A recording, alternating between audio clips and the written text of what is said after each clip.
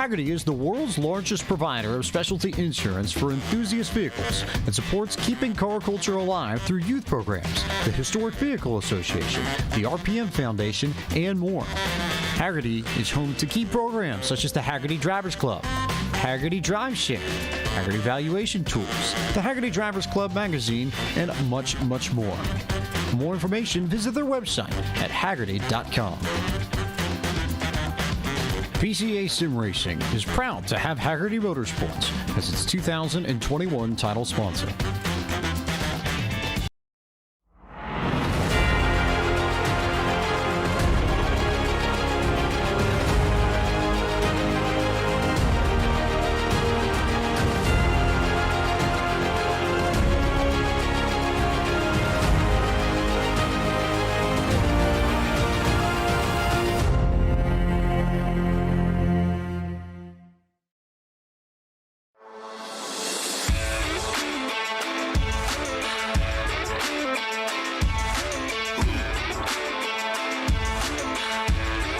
Chastity, temperance, charity, diligence, kindness, humility, and patience.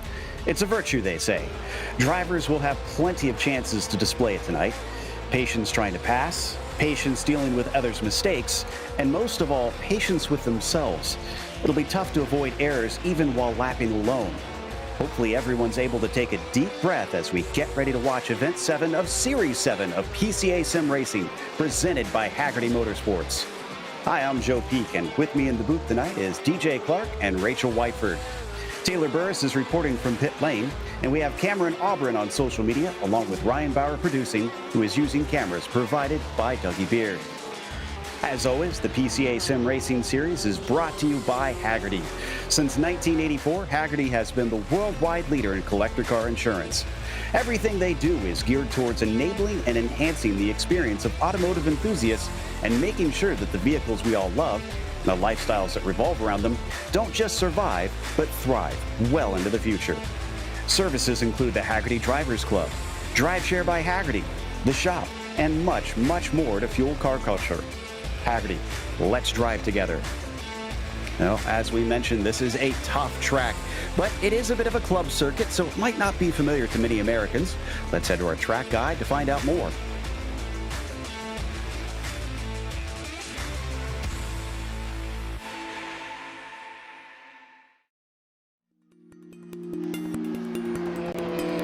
Welcome to Oulton Park Circuit. This British track to the southeast of Liverpool is a staple in the UK club racing scene, but has also hosted series as high level as Formula One a few times. At least with a small asterisk next to those events, since they were non-championship rounds. The history and the lore of the venue is as unique as the layout itself. But that layout is more than just the international circuit this place is known for. An incredible 8 different versions can be run, but they all range between 1.5 to 2.5 miles in length. It's not exactly a long lap around here. What it lacks in that realm, it more than makes up for in bumps and hills. On top of that, Oulton Park offers some very fast corners, so you certainly won't get bored. Turns like Island Bend, Knickerbrook, and Druids can be utterly fearsome depending on which chicanes are at it. But even the slower corners often involve blind crests or kinked entries, making passing a very difficult prospect. In modern day, the place is mainly visited by touring cars, GT cars, motorcycles, and Formula 3.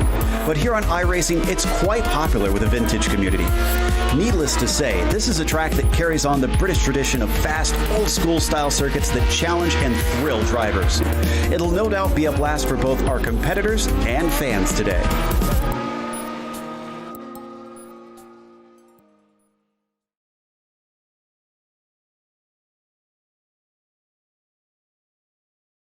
Well, DJ, with us racing here on the international version, it's basically the full course that we've got at our fingertips today.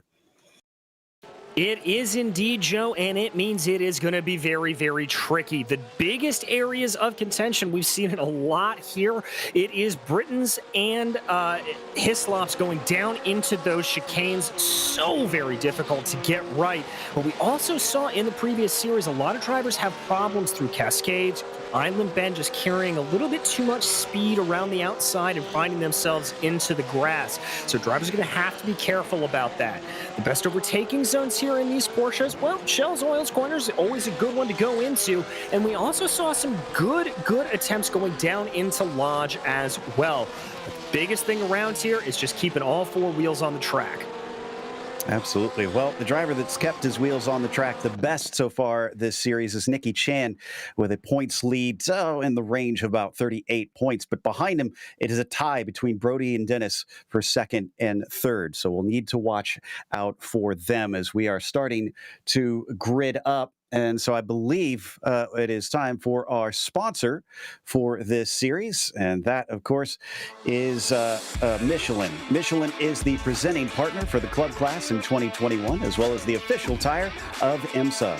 They also manufacture and sell tires for every type of vehicle, including airplanes, automobiles, bicycles, earth movers, farm equipment, heavy-duty trucks, and motorcycles. Michelin also offers a full range of innovative services and solutions that help make mobility safer, more efficient, and more environmentally friendly. Find more about Michelin at michelinman.com. So if we take a quick look at our grid, it is Ed Nelson with Nicky Chan there on the front row, but you can see Glenn Dennis is still very much in this, and there's your top 10 as we scroll through, seeing the remainder of the group go up a little bit farther down than we expect to see, but it is a full field today with 32 drivers getting ready to take this green flag. And they've just got one more corner to go here through Lodge, and then they will be released. We saw from Wednesday night that it is a quick release from the pace car, so they have got to be heads up. Last time, one of our pole sitters was not on the ball, and green flag is already out. Looks like Ed Nelson is on it, but not so Nicky Chan, as he's already being challenged by Ken Eskridge. And Glenn Dennis down to the inside, looking for that third place, manages to take it. A little bit of a cut back, watching behind, not seeing any wrecks so far. As Rachel, they head down into Cascades for the first time. Yeah, they certainly do, and of course, huge moment there, going into Cascades. 3 cars off the track here from your mid-front pack there, as we get a really tight bunching up that happened. One of them was Brett Holmes, I believe. In fact, we can get a replay, I think, of what has happened here, but it was Holmes at the center of this business tonight. In fact, the car behind him, though, is what started it. The 020 came into the back of the 29, concertina effect, like being at a pool hall, someone potted black. And Taylor, our championship implications. Brody was one of the drivers involved in that first incident. Travis Brody did not need to have that happen for him with the major incident that he had on that opening lap. But that is the problem that you face when you're qualifying towards the back of the field, as he's currently sitting down on pit road. And by the looks of the severe damage to that Porsche, it's going to be a tough break for him to try and even have an attempt to compete in this championship run here. I gotta say though, Joe, unfortunately we just saw the camera there on board with Travis, but gotta say, Brody looks a little broody right there in pit lane while he's getting repairs. He does, for sure, as we come down into Lodge, and Nelson is going to lead the first lap over Chan. We jump back to 5th with Cottle. Very tight fight in here, DJ. He is chasing Ken Eskridge as they come down to Old Hall. Yes, he is indeed. We jump on board with Cottle. He's going to have a little bit of a look there, but that looked like Eskridge was able to hold that off. A better momentum carried around. Here he comes again, trying to see if there's anything doing. Not making the work into Cascades. Everybody got to be careful here. Remember, I talked about how easy it is to run wide, but it looks like that group is okay. Back with Cliff Kerr, the third in this line of 4. That's John Martin behind him that you can see in the rear view screen, and very close behind him, you have to say, coming down into Shell Oils. Nobody sticking their nose out quite yet, but it is so tightly packed. One little mistake can cost them many. Yeah, it really can. It's one of these tricky sections of the track. It looks like the simplest part because it's so fast, but you have to remember how narrow things are at Oulton Park. This is like the country lanes that feed this circuit. In many cases, one car will fit. Down into the Britain's chicane, his lap chicane actually here, the second one, as they weave their way through. That was a scene of a few cars being shoved off when they tried to make moves in the past. We head a little bit farther forward briefly. Well, now we come back to Martin once again, who is all over the rear bumper of the 008, but Martin not close enough to attack in the Druids. He looks for the exit out of there down to Lodge, which sometimes offers passes, but DJ not this time. No, indeed. He looked a little bit squirrely. I think Martin may have caught some curbing coming up out of Druids, and that will put him back here. Just running in the middle right now. Nothing really doing. This is much more of what we expected, Joe. A lot of single file racing. You've got to be very gutsy to try to get a move done. Taylor. Oh, and Nielsen is just looking extremely frustrated being mired back in here. But Taylor, looks like you've been pulling up the stat sheets. What does this also mean for Brody here with this horrible finish?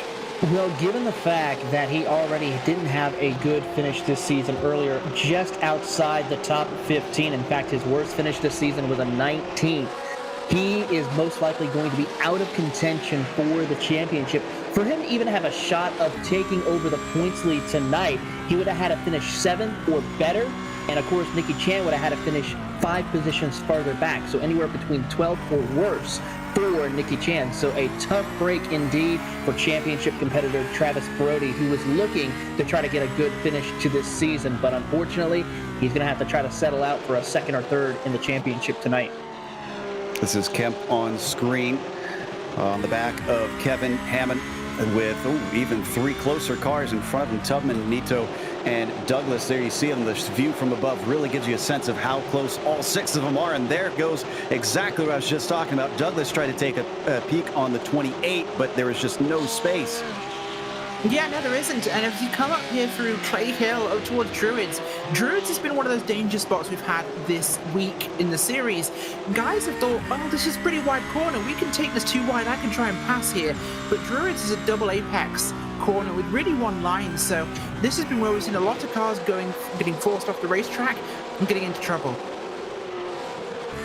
So we come off of Shell Oils once again. Austin Bucket now following him on Reese just ahead.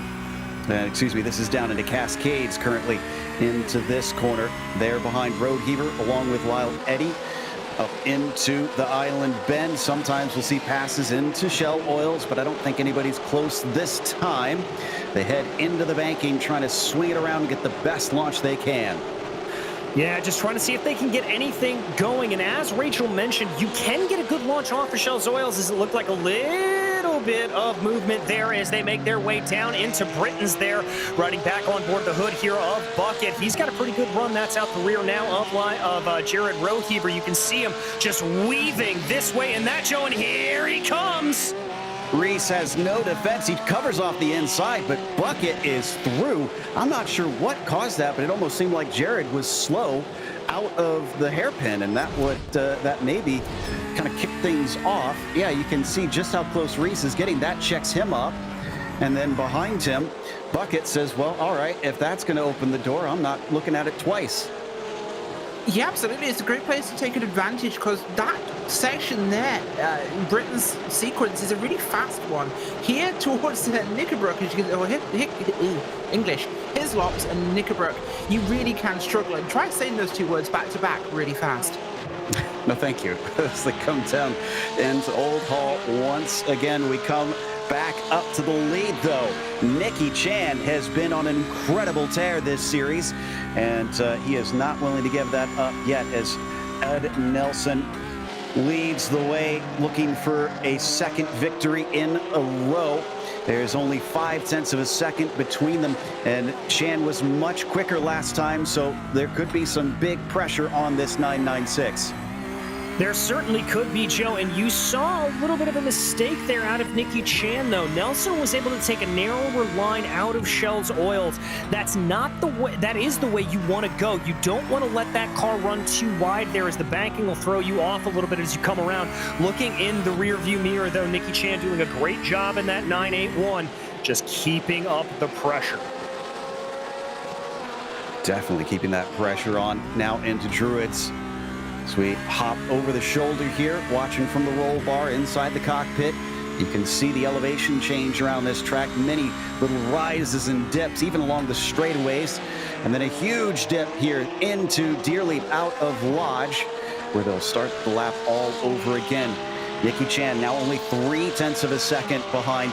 This lap even quicker.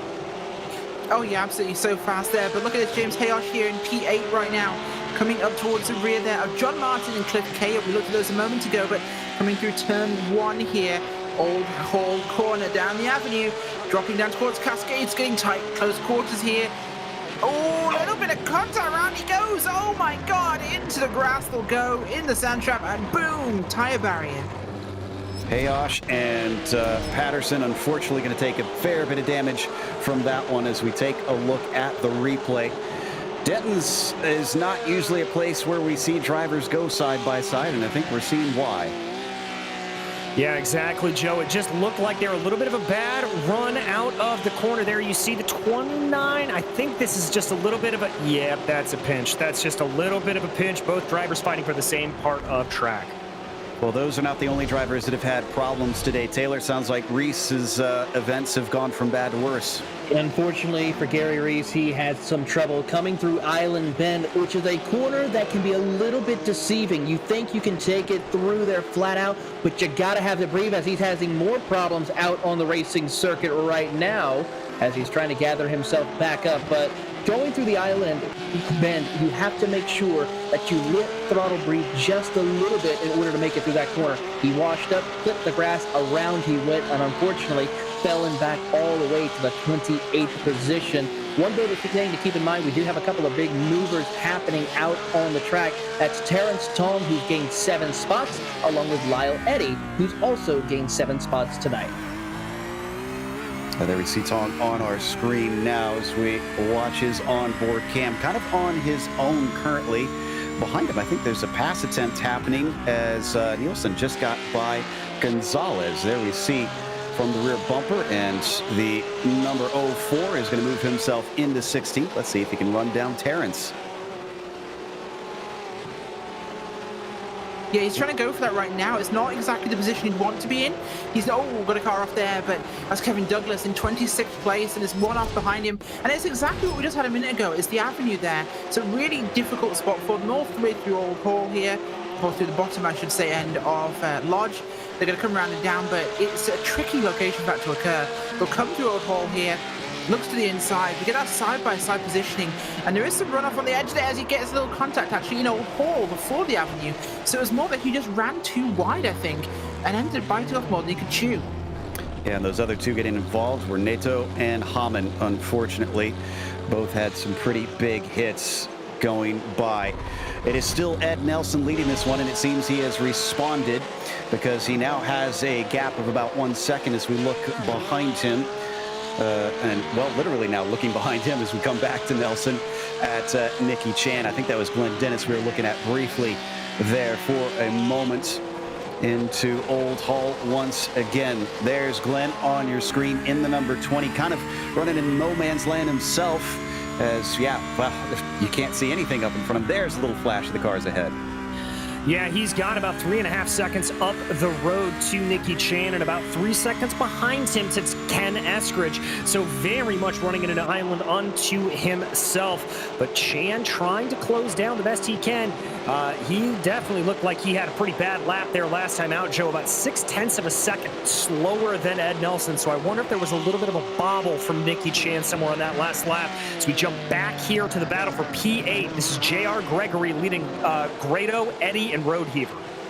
Yeah, as we watch this, Taylor with Brody suddenly finding himself hurt in this championship hunt. What does this do for Dennis? Well, that gives him a little bit of breathing room in order to take over that tied position for second place. He's still having a little bit of issues trying to keep up pace with Nicky Chan. He still has to finish at least 7 positions ahead of Nicky Chan to overtake the points championship lead. And Nicky has been known to make some mistakes to where he finishes outside the top 10. However, when it comes to British racing circuits with the PCA, his best finish, of course, was at Silverstone with a win. 2 totally different circuits, we know, but still, that inclusive of knowing certain British circuits is going to be a big help for him. Interesting stat there as we were watching the 981 of Chan, but Lyle Eddy in this group still being chased by Roadheaver. Also looking to try and see if he can do anything on Grado. That's Gregory, who is not quick into the entry of Old Hall. Logan getting close, but has to back off of it. We hop on the rear bumper of the 218. Yeah, we do. This is looking backwards, of course, down this conga line of cars. We've got Grado, Eddie, and Roddy over there, and it's a very busy part of the racetrack, of course. Shooting down here towards Shell Oils, the big slowdown for this roller coaster round here. And the cars do a lot of G-force there, because you've got to get over to the right to get through that quick kink, and then back left again for Shell Oils. Coming through now, big kick there. Quite a heavily banked corner in reality, actually, compared to what you'd think. It certainly looks pretty heavily banked, as there was a look to the inside from Eddie and couldn't make it stick. Grado just shuts the door on him as now they come over Hilltop down towards his lops. We watch from Road Heaver's perspective, seeing the three in front of him. They're going to stay in a straight line, and nobody willing to try and risk it at this stage. We're still early in things, only 15 minutes into this event. Back to Ed Nelson on our screen. But it looks like Taylor Chan is responding back once again. It's becoming a bit of a yo-yo. It certainly is. He's picked up about 0.3 of a second last time by. This time as they come across the line, they are almost in a dead even heat. Give the fastest lap, though, to Nicky Chan with a 1:33.258. So he is closing the gap now. It is under a second. Cliff Kerr sitting in 6th place in his own little group. We're seeing a lot of this here, DJ. It's like groups of 4 just kind of finding each other. Yeah, exactly, and it's a little bit surprising. We saw a lot more sort of double car battles in the earlier races this week, but everybody just kind of having a grouping together. As we jump here to Paul Neto, who's got a lovely little outfit there. Love to see a little bit of costumery going on, but he's one of the few drivers who is running basically by himself at this point. I'm curious, though, he's not smiling. Why is he so serious? Oh my God, did you really go there? I apologize to every comic book fan in the universe. Obviously, he's by himself. He's in the Batmobile. He's the Dark Knight. He's lone and broody, okay? Not Brody, broody this time. Absolutely. And, well, he's had a little bit of a hit already, unfortunately, and I think he may have taken his spare car because it looks a lot better than it was before. Back to Cliff once again. And Robert Cottle is the one we see in front with the bright red and white number 89. He's still being chased in the mirror by John Martin. We were watching him before, and Martin has been sizing him up, seeing if there's any openings. But so far, no major mistakes from that 008, offering him chances. He's still keeping the pressure on. We'll see if that pays off in the end. Exactly, Joe, and especially at a circuit like this. Rachel's talked about how tight and twisty it is. You have got to keep that pressure going. Speaking of a driver keeping up the pressure, that is Bruce Robinson back at 18th right now. He's trying to get by Mario Gonzalez as they make their way over Deer Leap right now, pushing on forward. Robinson trying to claw back here. Coming out of that banked the banked hairpin, rather, Ed Nelson giving us a view of Nicky Chan. I wonder if traffic might play a part in this. They still have a little bit up to Kevin Douglas, and then it's Patrick Gilles, so it's looking sparse for the time being, but I don't think they're going to get through this one without hitting some lappers. No, I totally think they are. It's going to be one of those situations that it will be really difficult with the amount of room on the racetrack. We know people are respectful in the series, and they're going to have to be with how this track works.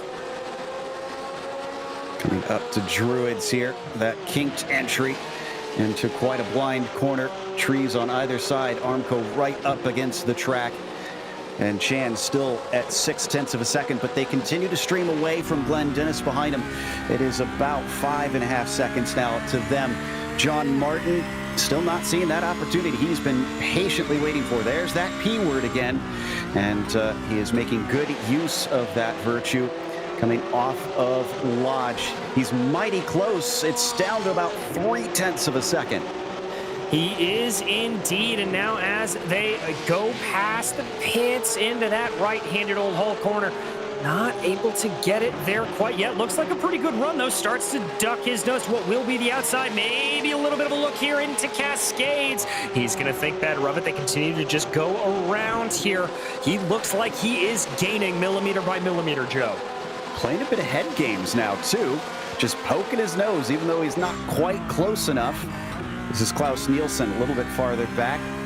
The 04 is just behind Terrence Tong. We were watching these two before, and I asked the question if he could catch up to him. It looks like it is a resounding yes, because this is much closer than it was before. Yeah, this is exactly what they're looking to try and achieve here. And these gaps are going to be something they're going to manage across the whole race. Grado here is working towards Gregory just ahead of him. The driver from the Golden Gate region there, just looking towards the kink here, in through the chicane, and watch out for those massive tire barriers as you come through here. It is incredibly risky getting so close to those things. They are the immovable force meeting your immovable object meeting the irresistible force. There we go. I think we even have a PSA about that. Yeah, go ahead, Rachel. We do indeed, yes. And, well, from your friends here at Podium Esports, I'd like to remind you that the tyre barriers here are along the side of Oulton Park at various locations. They don't move. They break cars real bad. Have a nice day.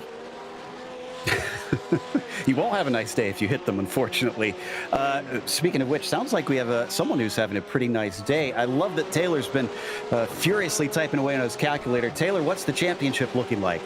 Well, due to the fact that both Robert LaCroix is not in today's race and Travis Brody will be finishing in the 31st position, this brings someone up further into the point standings as they run. J.R. Gregory would move up to the 3rd position in points right now, which is going to be an astounding run for him in that Falcon livery tire from the Oregon region.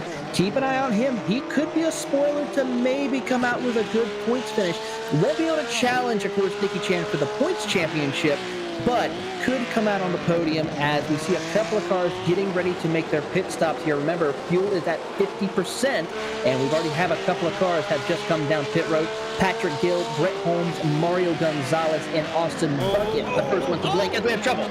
Contact, that's between Eddie and Grado. He gets spun around coming into Britain chicane. That looked a little nerve-wracking on its way into there, and unfortunately it all came to a head. Yeah, it really did, Joe. And here you can see that's Eddie just trying to poke his nose to the inside a little bit later on the brakes. Barely contact between the two, but that's just enough to spin Grado out.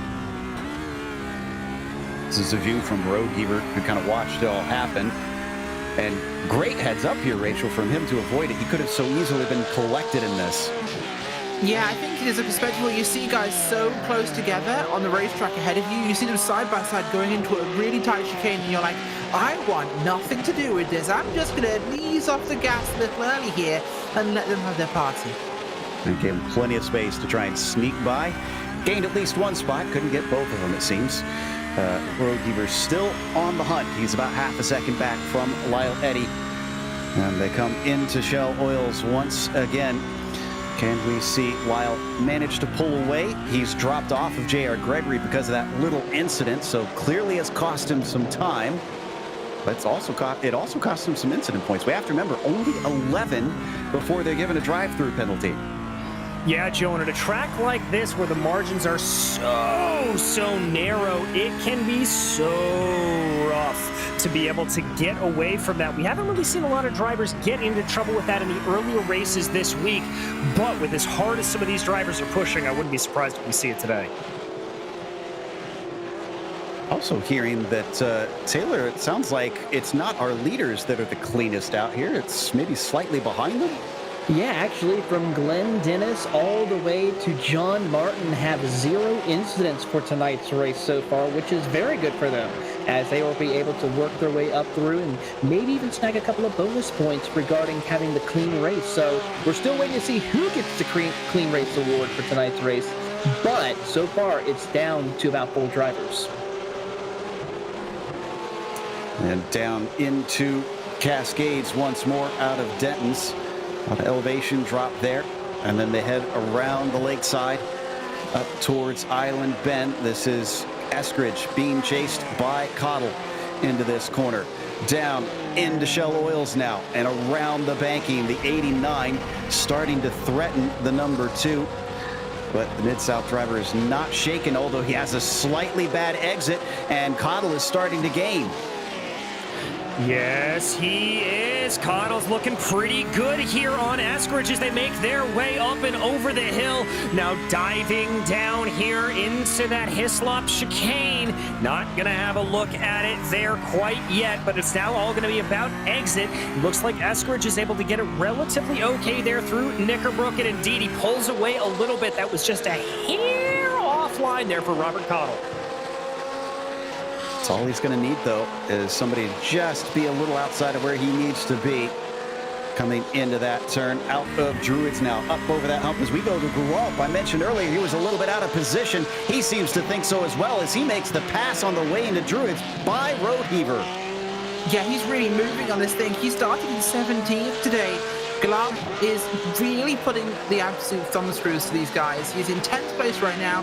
The right spot region driver coming into the final corner there, and wow, this guy has been absolutely shifting. I would not be surprised if we see him perhaps finish 6th, 5th maybe. That sounds about what his pace has shown earlier in the season, as he is coming up on El Baga now, just in front of him. Tamer hailing from Pennsylvania here in iRacing, and watch them fly down. Honestly, one of my favorite front straights on the whole iRacing service. I don't know, it just feels very picturesque, and especially seeing those cars come up and over the crest out of Deerleap always just makes it feel like an old school racetrack. Yeah, very much so, Joe. It has that feeling of Brands Hatch, the natural elevation change, the woods right around you there. It's just those scenes that you kind of expect when you think of old school racing.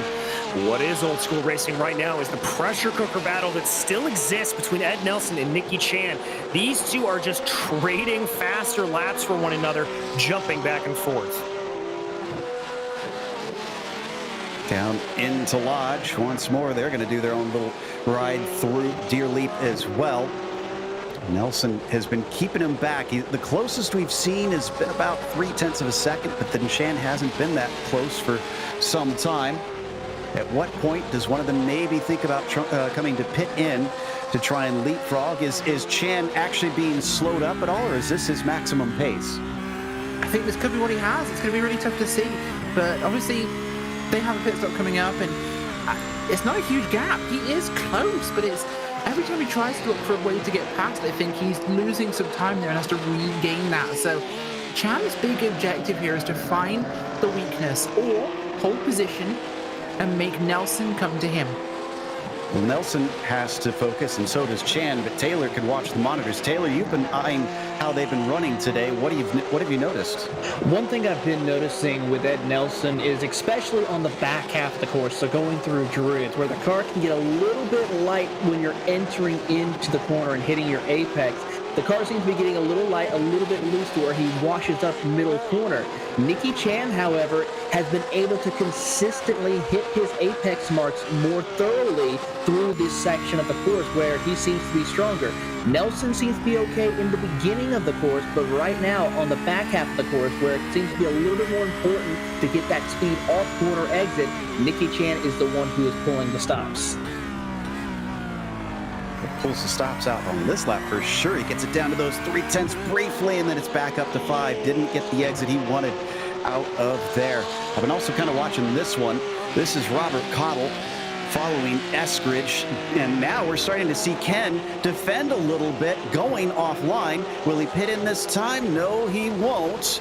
But Robert is getting mighty close, and he's starting to threaten. He's going to stick his nose in, but the door has been shut. Yeah, it really has, and that is super close, but looking for the door opening is what we're seeing cause most of the incidents tonight, and they're going to be really, really careful about this. Honestly, wait for someone to miss an apex, try and force them to miss one, because putting the car into that position, there aren't many doors that can be opened around here. It's kind of a, you climb over the turnstiles sort of track. And bad news for Jared Roadheaver. He just missed his pit stall. That'll be costly. And especially considering how slow the pit lane speed is, he wants to spend as little time as possible in there. And he will be suffering from that one. Down through Britons with Chan. Now right on top of it. Looks like the car is much better as it gets light. And they come up through Clay Hill and Water Tower. Will he be aggressive? Will he try to get his nose in? As Rachel was just talking about, it is sort of the dangerous way to go instead of waiting for a mistake from your rival. Not seeing him poke his nose quite yet, and yeah, he will stay in line into Lodge. Yeah, not going for the overtake here, Joe. Let's watch and see. That's a little bit of a move off to the right for Nelson. They're both coming in. Ooh, and they're coming down towards Taylor. Taylor, it sounds like we've already had a number of pit stops, though. We already have the top 14, not counting now Ed Nelson and Nicky Chan, have come down pit road for their service. But let's see who has the fastest pit stop as the top two enter into their box. They're going to get their required services, most likely a little fuel. Don't see the jacks going up onto these Porsches just yet, as we watch and see who will win the race off of pit road here. It's pit road speed's about 30, and as they come off, beautiful job as Nicky Chan just barely had a faster pit stop, but due to the fact of that number one pit stop for Ed Nelson, he will come out on top with that pit stop cycle.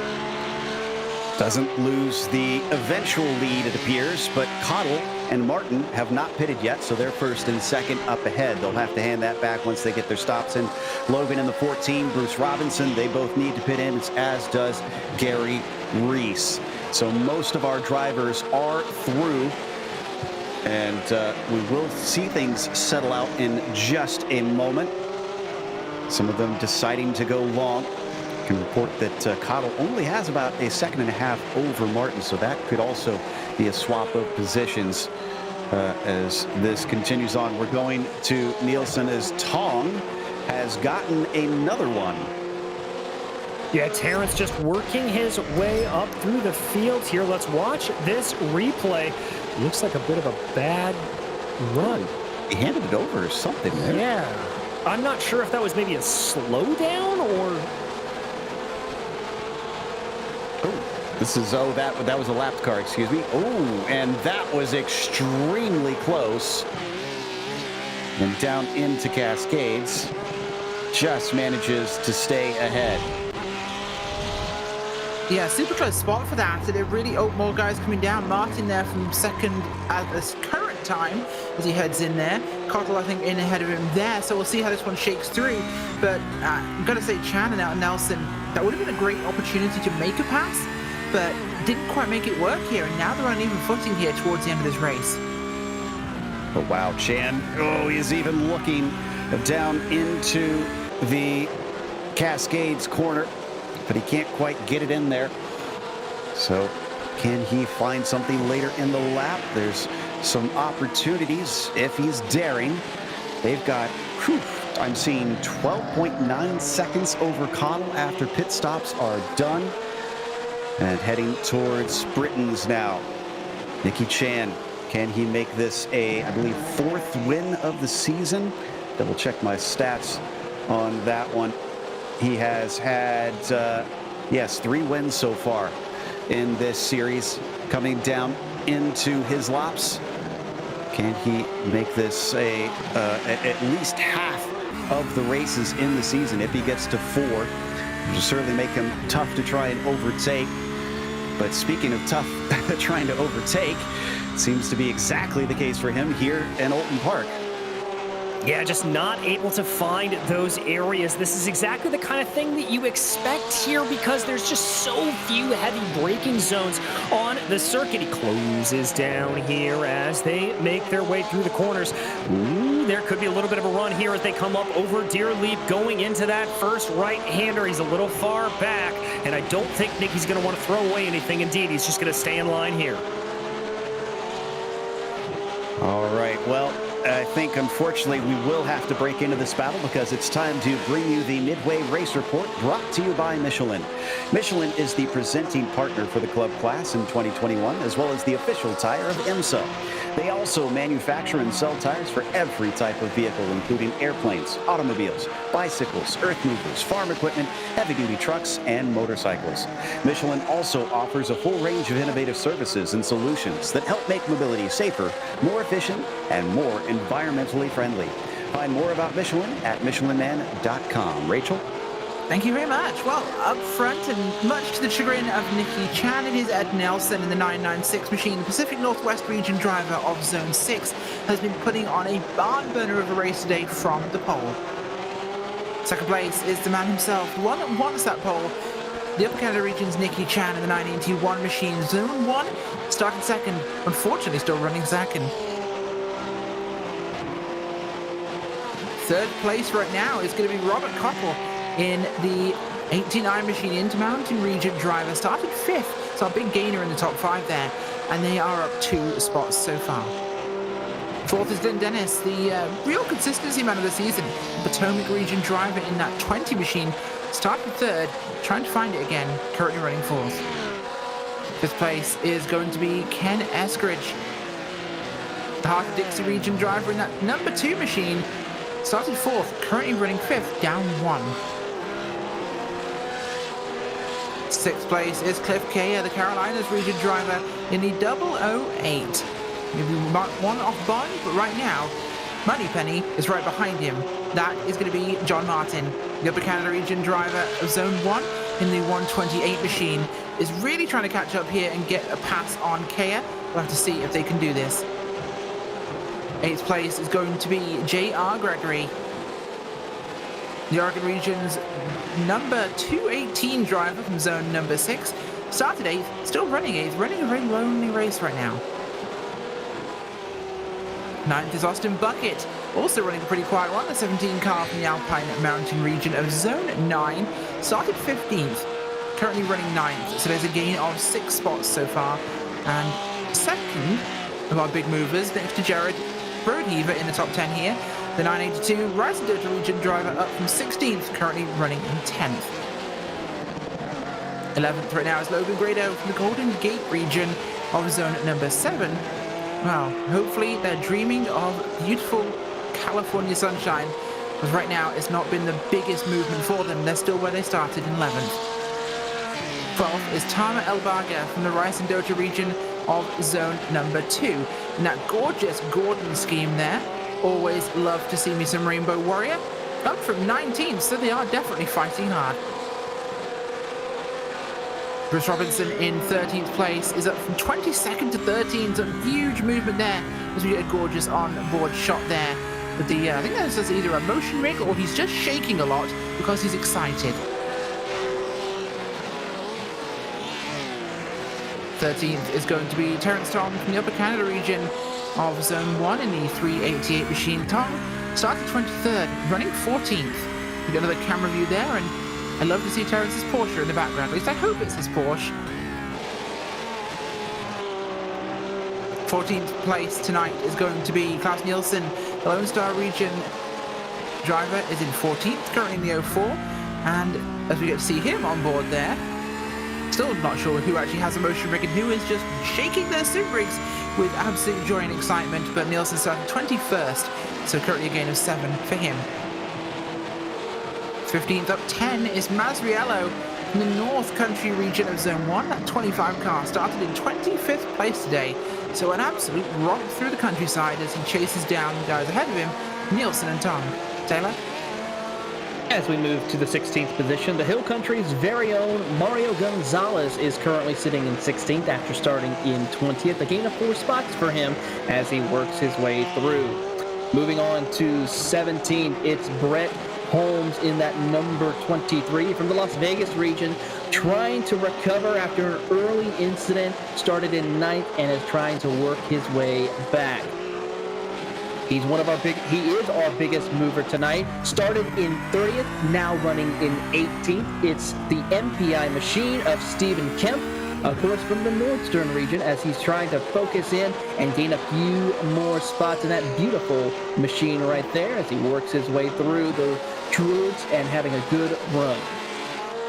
19th goes to Oregon Gorlap, who sits in that 19th spot. The Rally Sport region driver lost 2 spots and is trying to recover nicely.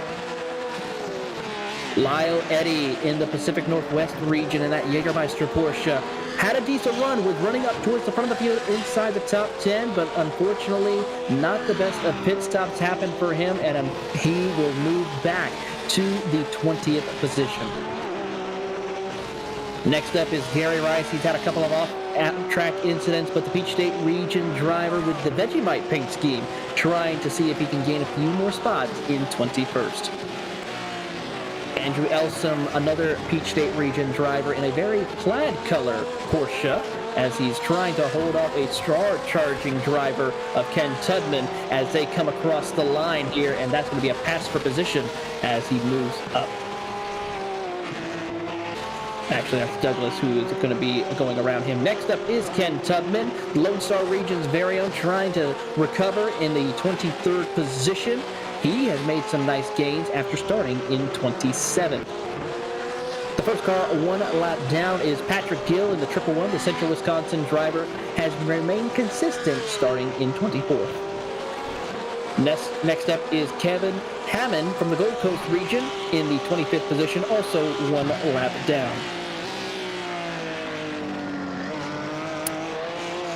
And it looks like we've got the battle for the lead starting to heat up again. So this concludes tonight Midweight Race Report, brought to you by Michelin. A big thank you to them, as well as to DJ and Rachel, excuse me, to Rachel and Taylor, rather, there. And down into the Britain chicane, the Hislop chicane, Chan has been ever closer with each lap. Now only 3/10 behind, at times 2/10 behind, but he's only got 5 minutes left to try and effect a pass. Yes, he does, Joe. And Nicky Chan, you can really start to see that driver putting on the pressure. The movements in the car getting a little bit jerkier, trying to push as hard as he can, running that car to the widest portion of the track right now. Breaking down there into that final corner of Lodge as they come over Deer Lake. Here is the battle back for P3 and 4, just as close with Glenn Dennis and Robert Cottle. And this one has been also edging closer, and now we see Cottle starting to try and defend. He gets a decent exit, but it looks like Dennis gets a better one. He's got the run. He's poking his nose a little bit. Now he comes back to the racing line. Does he dare? Yes, he does. Tries to get to the inside of Old Hall, but he is denied. Oh, big effort there to try and look for something, but not going to happen. Down the avenue they'll come in towards Carousel, and dropping in for this big punch down the road here as Cascade, I should say, not Carousel. I'm thinking of Road America. But punching along here, big fast section, and this time gap between them is so small right now. It is literally about who will make a mistake, as third and fourth equally as close, I'd say, as the first two. So we're getting two great pairs here to decide our podium. So as we say that, off he goes. Yeah, and not only is that going to cost him the podium, but it looks like Ken Eskridge might have a shot. No, he's not quite close enough, so he'll have to back out of it. So that puts Dennis up into P3, and we're getting a replay of this incident while we're watching this. Taylor, I understand that we lost Roadheaver as well. Yeah, very weird situation for Jared Roadheaver when he was coming through the back half of the course, actually coming out of the Hislop chicanes and coming up into Nickerbrooks, just takes it straight on into the tire barrier. So I don't know if he just missed his braking point and sent it in, but a very weird turn-in and incident for Jared Roadheaver. Well, with that battle breaking up, well, I guess it brings us to a different one instead now, with Cliff Kerr just behind Ken Eskridge as well. Eyes have to be everywhere because I'm continuing to watch Chan and Nelson just in case that erupts, as I also see our feed here down into Old Hall. He's going to sneak his nose in, but once again, as tempting as it is with that late apex, it's not offering the pass. Great respect there between Eskridge and Kerr, but that's brought John Martin right back into the fold as they work their way through Cascades. Careful there, Martin had to back out mid-corner to make sure he didn't overshoot. We talked about that happening a lot on Wednesday night. Here they come down into Island Bend. That characteristic dust getting kicked up, nobody making the move here into Shell Oils. A little wide through the second part of the corner, and unfortunately that is going to put Ken Eskridge under pressure, backs up Kerr to put him under pressure. John Martin thinking about it, all three of them seeing that chain reaction, and as soon as one makes a mistake, the other starts to pounce. Up at the front, Ed Nelson about 0.4 of a second ahead. Yeah, it's actually come down a little bit as well. It's super close to those. We'll keep our eye on it, but we'll keep an eye on this battle at the moment as it is all over the place. And it's those final moments, Joe, that do this. Every race, no matter what car, what track, the last couple of moments, if you are close, people start doing the silly because they can smell a position. You start to get a little bit desperate, and you feel the pressure. You try and make a move. Will they be pressure here down into the corner on Kerr? No. Thought Martin was thinking about it, and then he came back to the racing line. Did indeed, and that may have just been a little bit of a poke out to see if he could get Kerr to get scared off of the line. But as they cross the start finish here again, and once again into that sweeping Old Hall corner, a little bit more spread out this time around. We jump back though to the battle for the lead. Nicky Chan trying to get something coming out of Shell Oils. He's been working on this for so long. Almost the entire race they've been stuck like this. Honestly, I'd even say that Nelson had the most comfort at the beginning of the race, and ever since, Chan has just kept him honest. Yeah, definitely. Whoa! Sorry, that caught even me off guard. Chan just absolutely chucked it into his laps, and I thought they were going to make contact. I think he was trying to make use of Elsom there, Rachel. Apologies. Oh gosh, no apologies needed. Yeah, Chan tried, but unfortunately, Nelson just wasn't in a position to be caught with that. It was a really bold move, but it was desperation more than an actual scientific attempt to pass. Whoa. Almost looks like, did that lap car lift a little bit? Oh yeah, no they did. Oh, okay, no, this changes everything. Yeah, they were trying to avoid that lap car and ended up in a kerfuffle. But interpretations, I guess, changes. You get to see things, thankfully, from some of the Yeah, okay. Well, that's got to be frustrating for Chan because that boosts the gap up to 1.3 seconds now, and they are on the white flag lap. This is it, DJ. If Chan wants to do something, he's got to put the afterburners on. Yeah, he has got to find an 8th gear to that Porsche or something of the equivalent, because right now that 1.5 second gap as they go through Shell Oils, it is not looking good for Nicky Chan, but it is looking pretty good here for Ed Nelson as he makes his way through Britain's. Okay, less than half the lap now to go for Ed Nelson. I said earlier that the first few laps were the biggest gap that he had in this race, and it is going to be bookended. Full symmetry for the 996. If he can just bring it home from here and take his second win of Series 7 and 2 in a row to boot, going to be a very feel-good day for Ed Nelson coming out of Druids.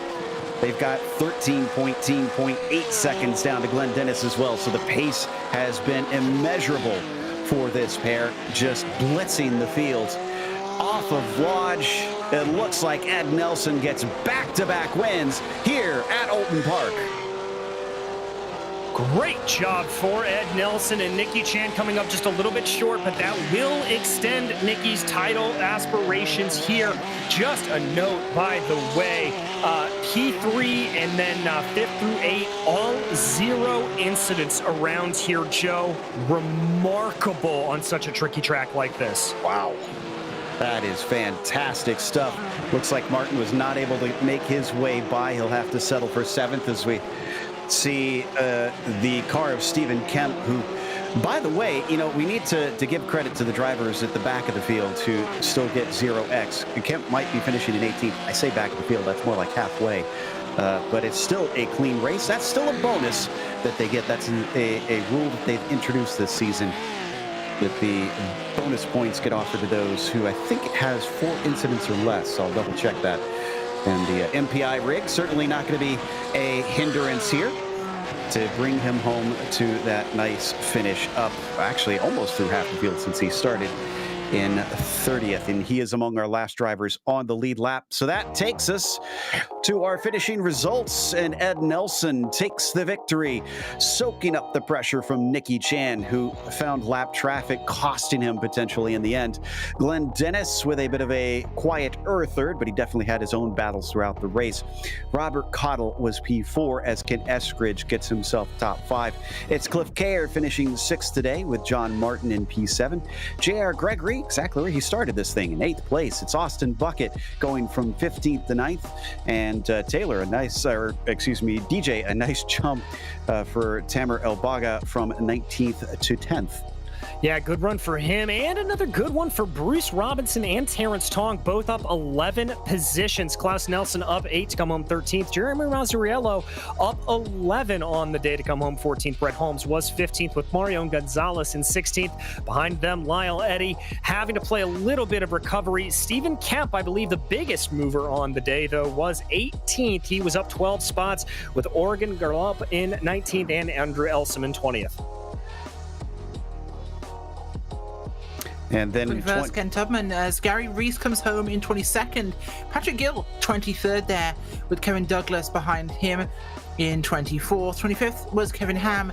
Michael Patterson, 26th. Jared Rodeheaver, unfortunately, there in the end after that tough spot, 27th. 28th, Logan Grado. Paul Neto, 29th. James Hirsch in 30th, with unfortunately huge implications for Travis Brody in 31st. And championship implications nonetheless. And Mike Nielsen, Neiden in 32nd. And I do believe we have our winner ready to talk to us, Ed Nelson.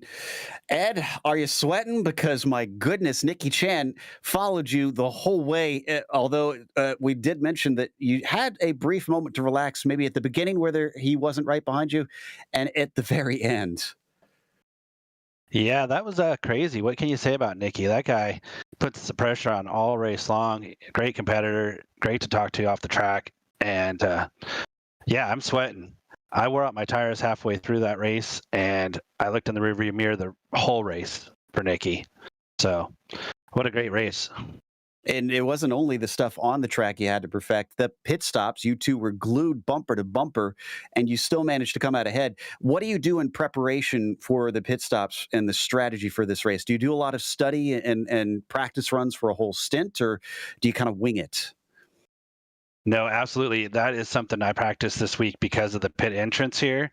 I practiced braking and not speeding in the pits, making sure my limiter was on. And I know Nicky made up like 2/10 coming into the pits, but I just didn't want a chance speeding and ruining my race. So we were so close. I mean, it was one bobble one way, one bobble the other way, and who knows? And he had opportunities to stick his nose in there, and he kept it really clean, and I'm very thankful for that. He's one heck of a driver. Well, your second win on the season and back-to-back to boot, but you had a bit of a slump in the middle of Series 7. That puts you a bit out of the championship hunt. Do you take lessons from this series that you feel like you can head into the next one, maybe vie for that championship lead? Yeah, absolutely. The middle of the series there, I just had some really bad, net code accidents and whatnot that kind of ruined it for me. So I figured I just leave a little more room, try to gap the people behind me a little more. So, I think my consistency is pretty good. And I did have a few more 1Xs than I wanted here, but I just started pushing to try to open up that gap between me and Nicky. So once I had 1X, I was like, what's 4 more? I kind of don't blame you on that. Well, again, congratulations on the win. Anybody you'd like to thank? Yeah, I'd like to thank all my competitors out there, you guys, Michelin, Hagerty, Joe, Dewey, and Jacob for, helping me out all week long prep for this race. And you guys do an amazing job telecast. I go back and watch every race every week. Thank you. Thank you for the kind words. That was Ed Nelson, our winner here at Oulton Park in the club class, as DJ's caught up with Nicky Chan, who chased him home. Nicky, that was a battle of wills for the majority of that race. Talk me through just sticking on the back of Ed for, I think it was 43 of the 45 minutes out there? Yeah, he's definitely got really, really quick pace, which was great because I really got to thank him for giving me the draft the whole way, and that really worked really well for from a championship standpoint, and kind of built a gap for between me and Glenn a little bit. So, but yeah, there were a couple of points where I made a mistake and had to try and catch back up, but he certainly got the pace, and I'm very happy with how this turned out. Well, you got to feel good about that. I mean, obviously, the big scare going into, I think it was Hislop's on that last lap, and you were able to escape from it. But I have to ask, one race left to go. Your lead in the championship looks pretty unassailable at this point. Are you focusing on the big trophy, or are you focusing week to week?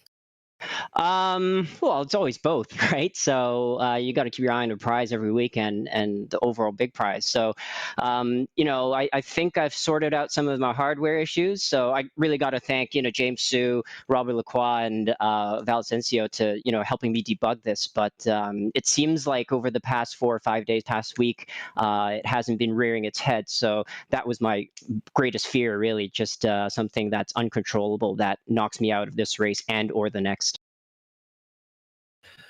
Well, we'll be watching for sure either way, my friend. And anybody you want to thank for this second place battle here today?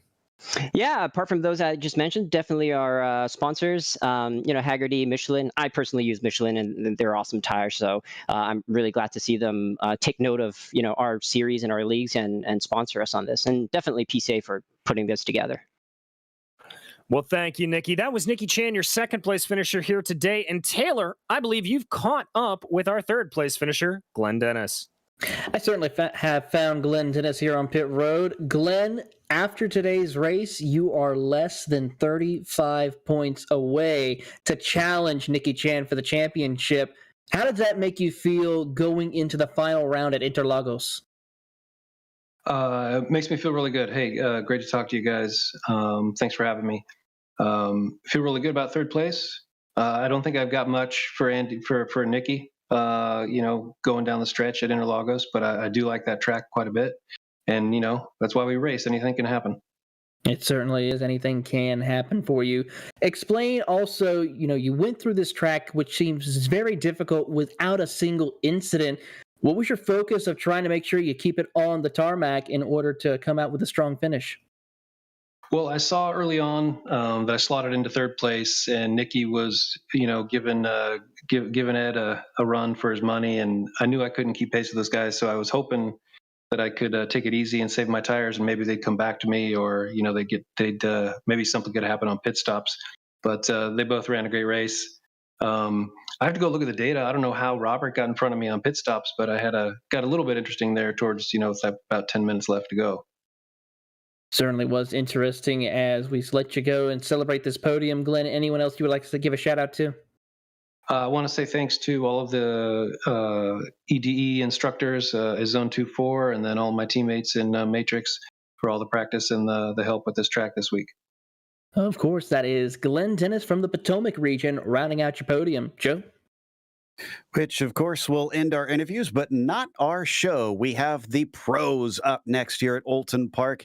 The PCA Sim Racing Series presented by Hagerty has more yet to come, so stick around.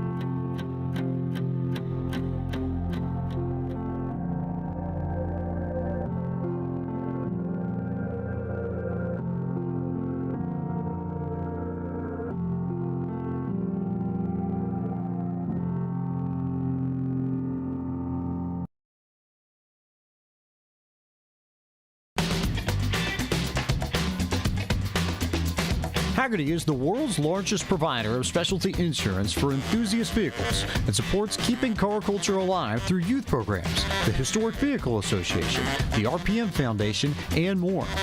Hagerty is home to key programs such as the Hagerty Drivers Club, Hagerty Drive Share, Hagerty Valuation Tools, the Hagerty Drivers Club magazine, and much, much more. For more information, visit their website at hagerty.com. PCA Sim Racing is proud to have Hagerty Motorsports as its 2021 title sponsor.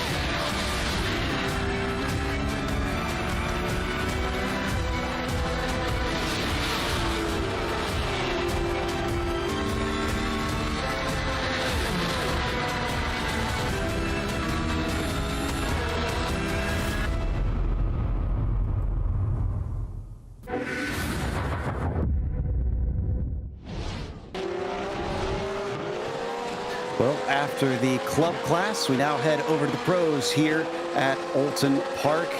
It is Series 7 with Round 7, Event 7 for our drivers here today. And up at the top of the points for this, it is Leif Peterson, who is ahead of a tie once again with Amorim and Kostanek, roughly about 42 points behind them. So a bit of a bigger distance from what we saw with the club drivers, no doubt. Of course, Kostanek, the one tied there with Amorim and Pies, who has finally broken his duck and gotten to victory lane, bumps himself up into fourth, but it's even farther behind and looking a little bit more unlikely that he could challenge for the win. Sang behind him might be his main concern coming into these last two rounds. But before we get to the racing, we want to talk to you about our sponsor, which is, of course, Porsche. Porsche is more than a sports car. It's a way of life for all of us. And we appreciate their support of PCA Sim Racing as the Pro Class sponsor.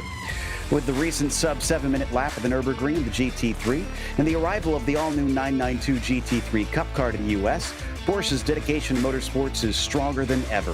Find more about Porsche at Porsche.com. And then we now head to our starting grid.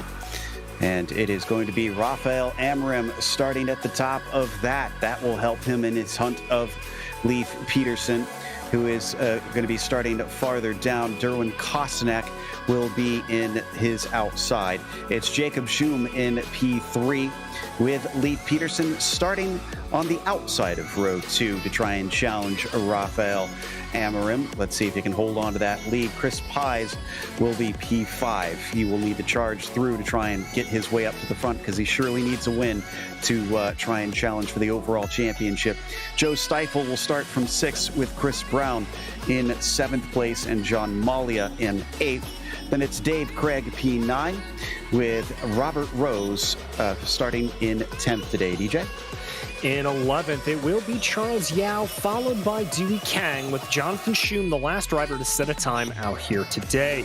Arthur Chan will be starting out 14th, with Greg Fullwood in 15th. Jean-Paul Leno is 16th, and a tail end Charlie today is Julian Delez. All right, and as the sun is now lower in the sky for the main event, it's looking beautiful out there today in very cool conditions here in England. It's at only 66 degrees Fahrenheit track temperature for our drivers. And Taylor, it sounded like you had some information about the championship and some of what's heading into. I know you've been crunching the numbers a lot. What's the story on this one? Well, looking at the point standings, both Rafael Amorim and Derwin Kostanek have the best advantage right now with starting ahead of Leif Peterson.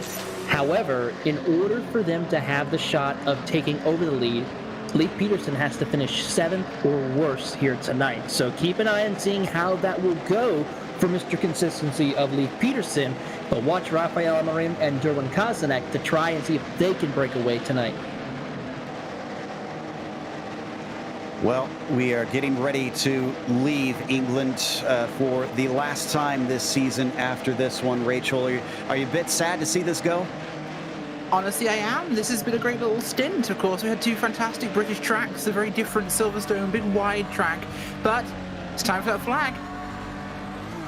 Indeed, we're going to watch it from on board with Mr. Googly Eyes himself, and it's a very good start from Schum, who is going from the second row up into P2 as he goes by Kostanek.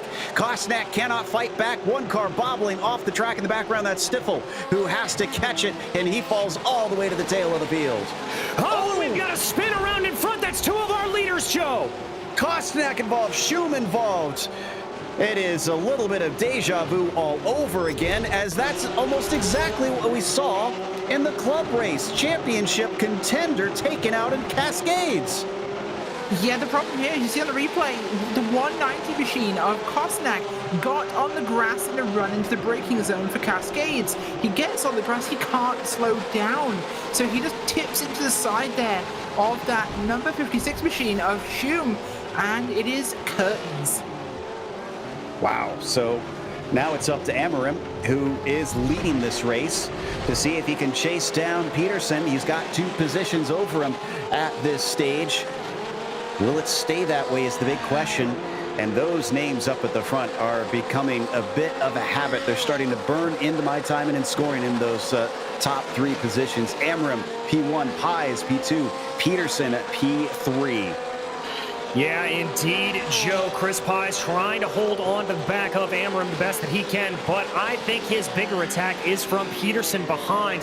This is a little bit of that train like we saw forming in that previous race with the groups of sort of 4 starting to go. Chris Pye's has got a little bit of an advantage on him here, but definitely some closer racing here between Pye's, Peterson, and Chris Braun.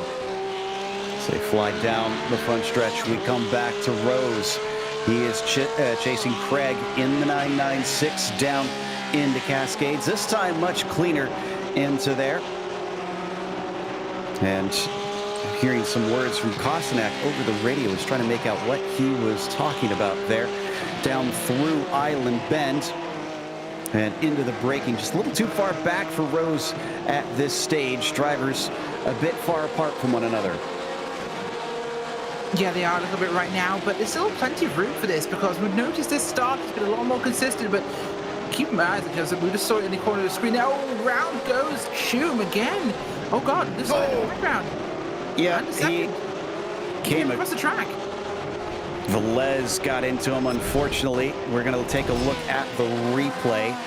They always tell drivers to hold the brakes when they have an incident, and I think he was, but unfortunately was on the grass. Here, let's take a look. All right, so this is him coming out of Shell Oils right there. It's that blue and yellow machine, little bit of a pit. Yep, that was a move over there from him, and then just didn't hold the brakes, I think, as he came across the track. Yes, you will slide on the grass there, Joe, but it didn't look like he was holding those brakes that hard. Yeah, he went a long ways back. Hard to judge for now. Hopefully we'll get to talk to him and find out what exactly happened. Coming up to Chris Braun in the 258, sitting in 4th position. It's really been this battle for P2 now at the front of the field, because Amorim has distanced himself to roughly 2.5 seconds. Pies is followed by Peterson, with Chris just behind in that 4th spot up to Island Bend. Nobody close enough to attack this time. Although, look how close to the outside edge of that swift left-hander that Chris gets. Yeah, trying to get some movement there, but the following distances right now are actually leading to a lot of dirty air behind these cars. It's reducing the front-end grip effectiveness, which means they're getting a lot tighter in these corners, and it's making it harder to really gain time and try and put a car in a position to actually pass.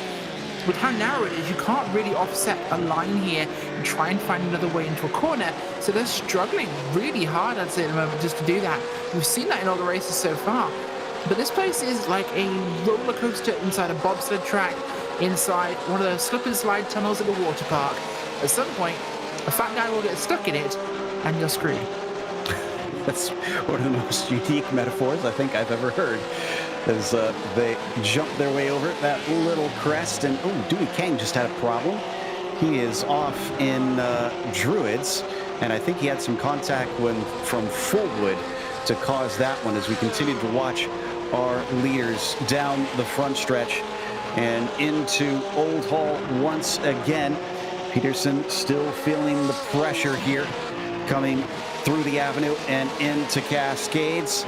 Seems like Braun able to keep the pressure on at about 0.4 of a second. And we now have a special guest joining us in the booth. Taylor has caught up with James Huth.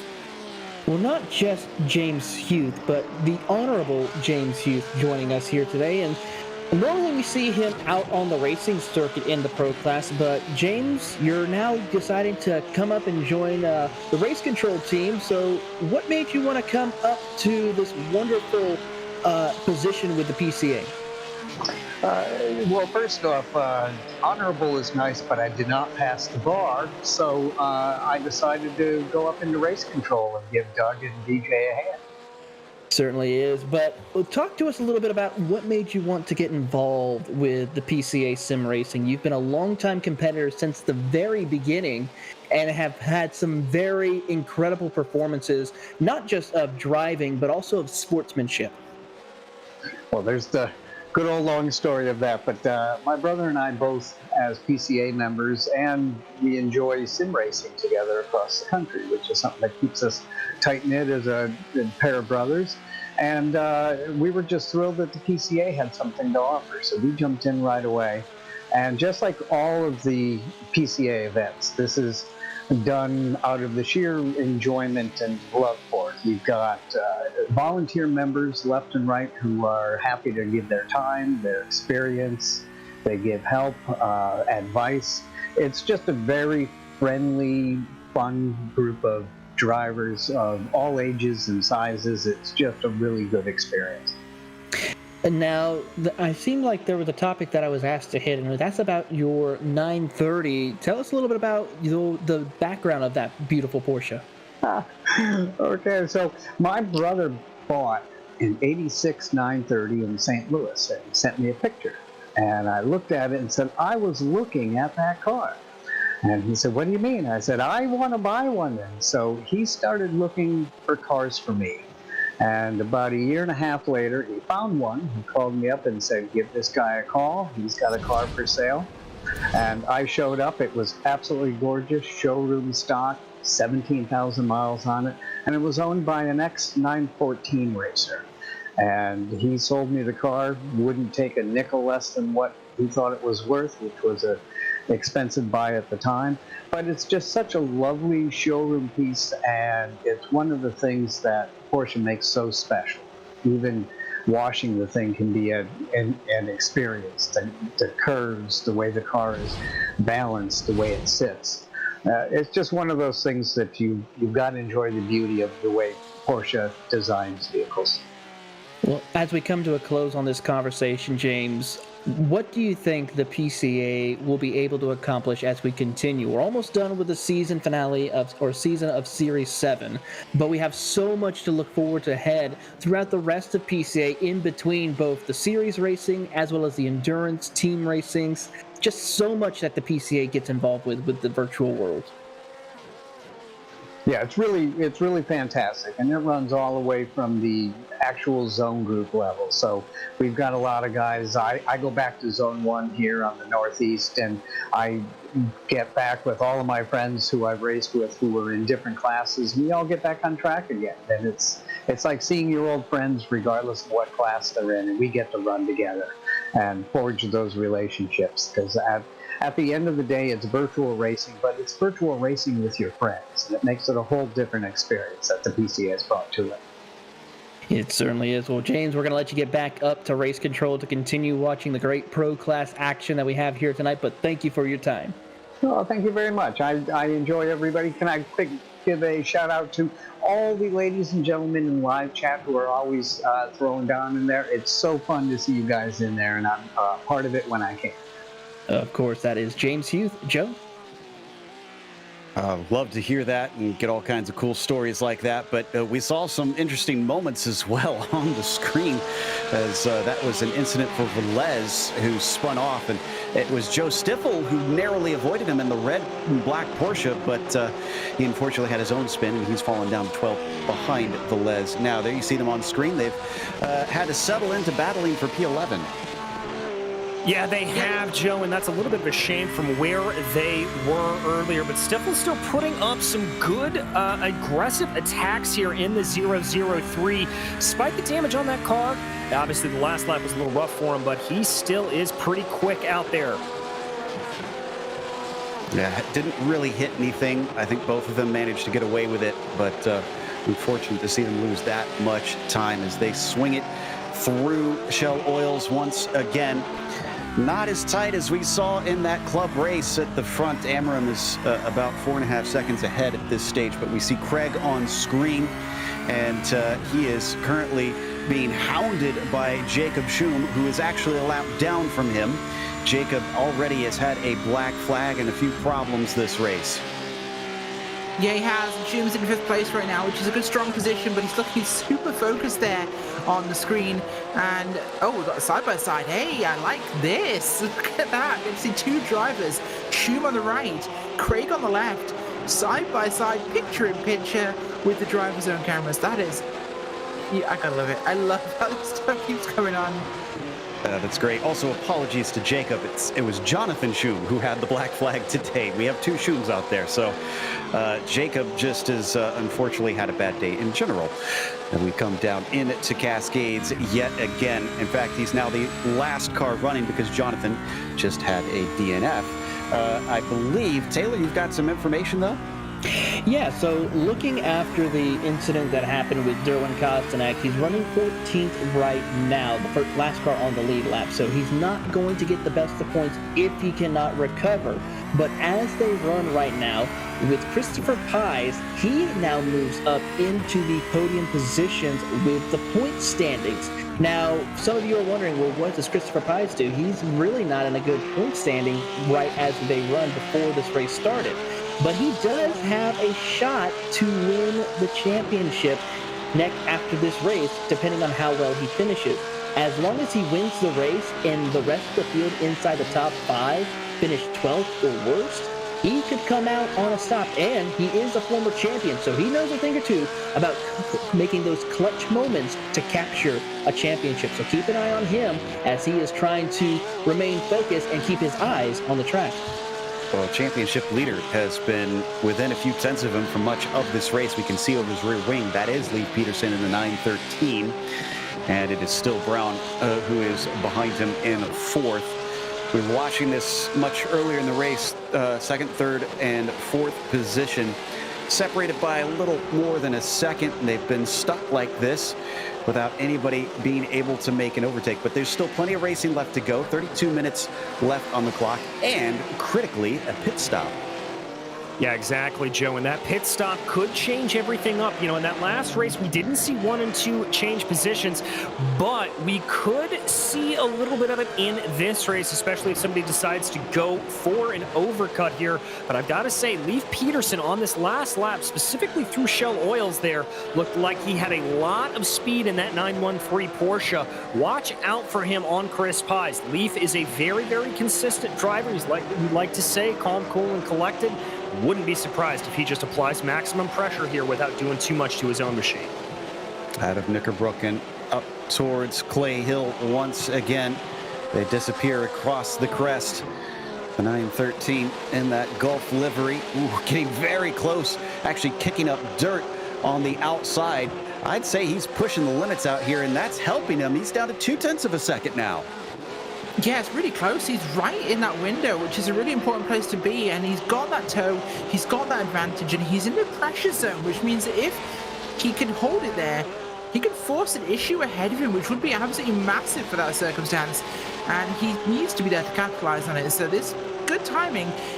We're still a little bit before I'd say the pit stops even occur. But the closer you are before the pit stop, you do have that chance to jump them in the stop itself if you are lucky. Well, Would he rather be lucky, or would he rather this be through skill as he shows his nose into Island Bend and then backs out of it? He is definitely trying to play a bit of mind games with that 14 car. But Pies is dealing with it admirably. Hasn't really put a wheel wrong from what we've seen so far. And down into the Britain chicane, all three of them navigate through. Although, wow, look at Chris in the 258. He's now kind of dropping a bit. It's up to 0.8 of a second. Yeah, he's definitely falling back off this a little bit. And Joe, that may be on purpose for one of several reasons. Number one, he may not want to overheat his tires. Now, granted, it's only 66 degrees out on track right now, but it is still possible to overheat your tires if you do that. You look out the back of Chris Pies to keep an eye on this battle. The other thing he may be thinking is these guys are going at it tooth and nail. If they get together, I want enough time to be able to stomp on the brakes. Yeah, that was my thought too. I know I find myself in that spot where I just get a little unnerved being right up on top of the car ahead. And Peterson certainly doesn't seem to be too afraid of that, because he still remains within 2 to 3/10 of that red and white number 14 as they laid apex through Old Hall and down the avenue once again. They have kept it at, looks like 5.5 seconds now, so I don't think they're losing a whole lot to Rafael Amorim, but the pace just doesn't seem to be there to challenge for the victory. No, not quite. It's just not in there, really, as one would expect, so he's got to keep it on that. But one thing that I think we do need to keep our eyes on, of course, is Peterson here. He's right up there with Pies, so very close. He's got those googly eyes in his sights. He absolutely does. Interesting, a little tidbit as well. We mentioned in the club class that Nicky Chan was looking for 4 victories to make it at least half the season or series before the 8 rounds are over. Well, we have the same situation with Amorim, except Amorim is looking a lot more likely to do that here today, as this would be his 4th win if he brings this home from here. But again, we're putting the cart before the horse. This is early days in this race, and a lot could still happen, especially between these two who seem glued together. Peterson gets a decent exit. He thinks about it. He shows himself in the mirrors, but then he comes back to the racing line. Yeah, he's just doing a really good job around here, Joe, of just trying to fill as much of that rear view camera to Chris Pies as possible. There, you can see it, just the slightest of fade as they go down the start-finish straightaway. It's not a real commitment to a move. It's just a mental game here that Leif Peterson is playing. Indeed, and coming along the lake shore and towards Island Bend as he keeps that pressure up. Still not close enough to attack here into Shell Oils. Let's head down to Taylor, though, as he's got some interesting info on some of our championship hunts, because it seems like a few drivers have not had perfect attendance. No, certainly they have not. As a matter of fact, looking at our top 5 in the point standings right now, Leif Peterson, Rafael Amorim, and Christopher Pies all have missed races at one point during the season. Of course, Rafael missed the season opener, as a matter of fact, while Leif Peterson missed race number 3, and Christopher Pies missed the previous event of race number 5. A lot of things going on for this. The only drivers inside the top 5 who have been at every single event, that's Derwin Kostanek and Justin Sang. Now, keep in mind, though, with this incident with Derwin, he's not going to be able to find the best opportunity right now due to the fact of where he's running, currently sitting in 14th. He needs to try to at least break into the top 10 at some point during this race in order to stop the bleeding. But looking at Rafael Amorim's pace, he is currently just absolutely putting a dominant performance out there. The only car on the track that broken into the 131s, as well as the only driver currently right now to stay in the 132 brackets inside the top 5. And this is looking back from Craig, but that's not for position. That's Jacob Schum, who might be causing him some consternation here, because you watched him brake and it almost got into the back of that 996 coming into the first corner. So got to be careful. The last thing he'll want to do here is wind up running into a car who's not racing him currently. Yeah, that would be a really tough situation. It's hard to find that. Sorry, DJ, I think you were going to say something there, but you got to make sure you're balancing this, because the lap cars, you've got to meet them in the right place. This track, more than anything, is super hard to try and actually avoid bottling up like that.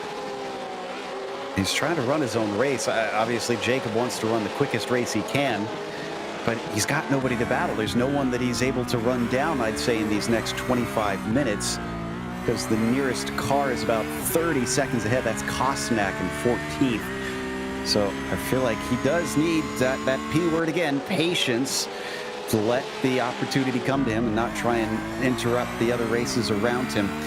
But Peterson still within touching distance. Not anymore, as he's going to pit. All right, well, this is going to kick everything off here, Joe. And now for what Peterson is going to hope for is he's going to want to come out in clean air. And I'm looking back at the times. He's going to have, it looks like Charles Yao, Joe Stiffel, hopefully going to be able to get out in front of them. He's still stationary. All right, now he wants to stay stationary for longer. Let everybody pass on by. Waiting. It's going to be close here with the 12th place, Julian Velez. But there he is, and back onto the power. There goes Velez. He needs to clear him here. Velez is behind, and he's got the clear air. That was a slightly long stop, I think. 14 seconds for the 913 car. We have to watch and see who else will take a scheduled stop to really get a good read on that. Amarim, in the meantime, comes out of Knickerbrook. Wow, it is up to 7.5 seconds now over Chris Pies. He has really dropped them in the recent laps, and no one seems to have much to be able to stop him. Comes down towards Lodge one more time. Is he going to respond potentially? Has he seen one of the drivers pull the trigger, or is he content to just keep riding? I think you got to pull the trigger at this sort of point in time, but I don't think it's going to be this time by. No, Rafael Amarim, he's in a good position. He will try and just hold this a little bit longer, but it's going to be always the most difficult position. When you're leading, you have to react to what everybody else does. You can't necessarily get your strategy, because they hold the cards. You're the one that has to enact what they do.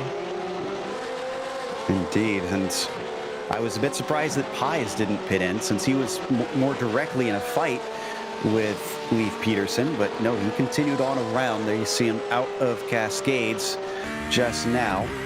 He's definitely dropped Chris Braun as we come back to Malia here in 7th. Now he is chasing Greg Fullwood in front of him, who is also trying to hunt down Robert Rose.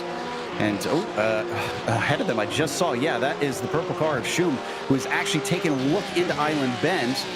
And Craig is actually defending on him now, coming into the corner. This is one of the most unusual things I've seen in this series. Yeah, look at Dave Craig's face there. He is not happy about this, because even when you've got that car behind, you've got to run a little bit of contrary line. You're not going to be running the fastest laps that you can. He does not want Schum anywhere near him, and I think he is going to be increasingly frustrated with Jacob being as far down as he is, that he is getting a little bit of pressure from behind from him. Okay, Rachel, put yourself in the shoes of the 996, put on the helmet. Do you, at some point, let Jacob by just because your fight isn't with him and you can't avoid getting tangled up? Yeah, to be honest, I do. I think I let him go. He's not in my fight. He's not racing me for position here. I think it's the most sensible thing is to let him go. Maybe if you release that rocket, it can fly right at the tailpipe of the car you are chasing in front of you. Oh, well, it becomes a moot point because Schum pits in, so does Rose, so does Malia.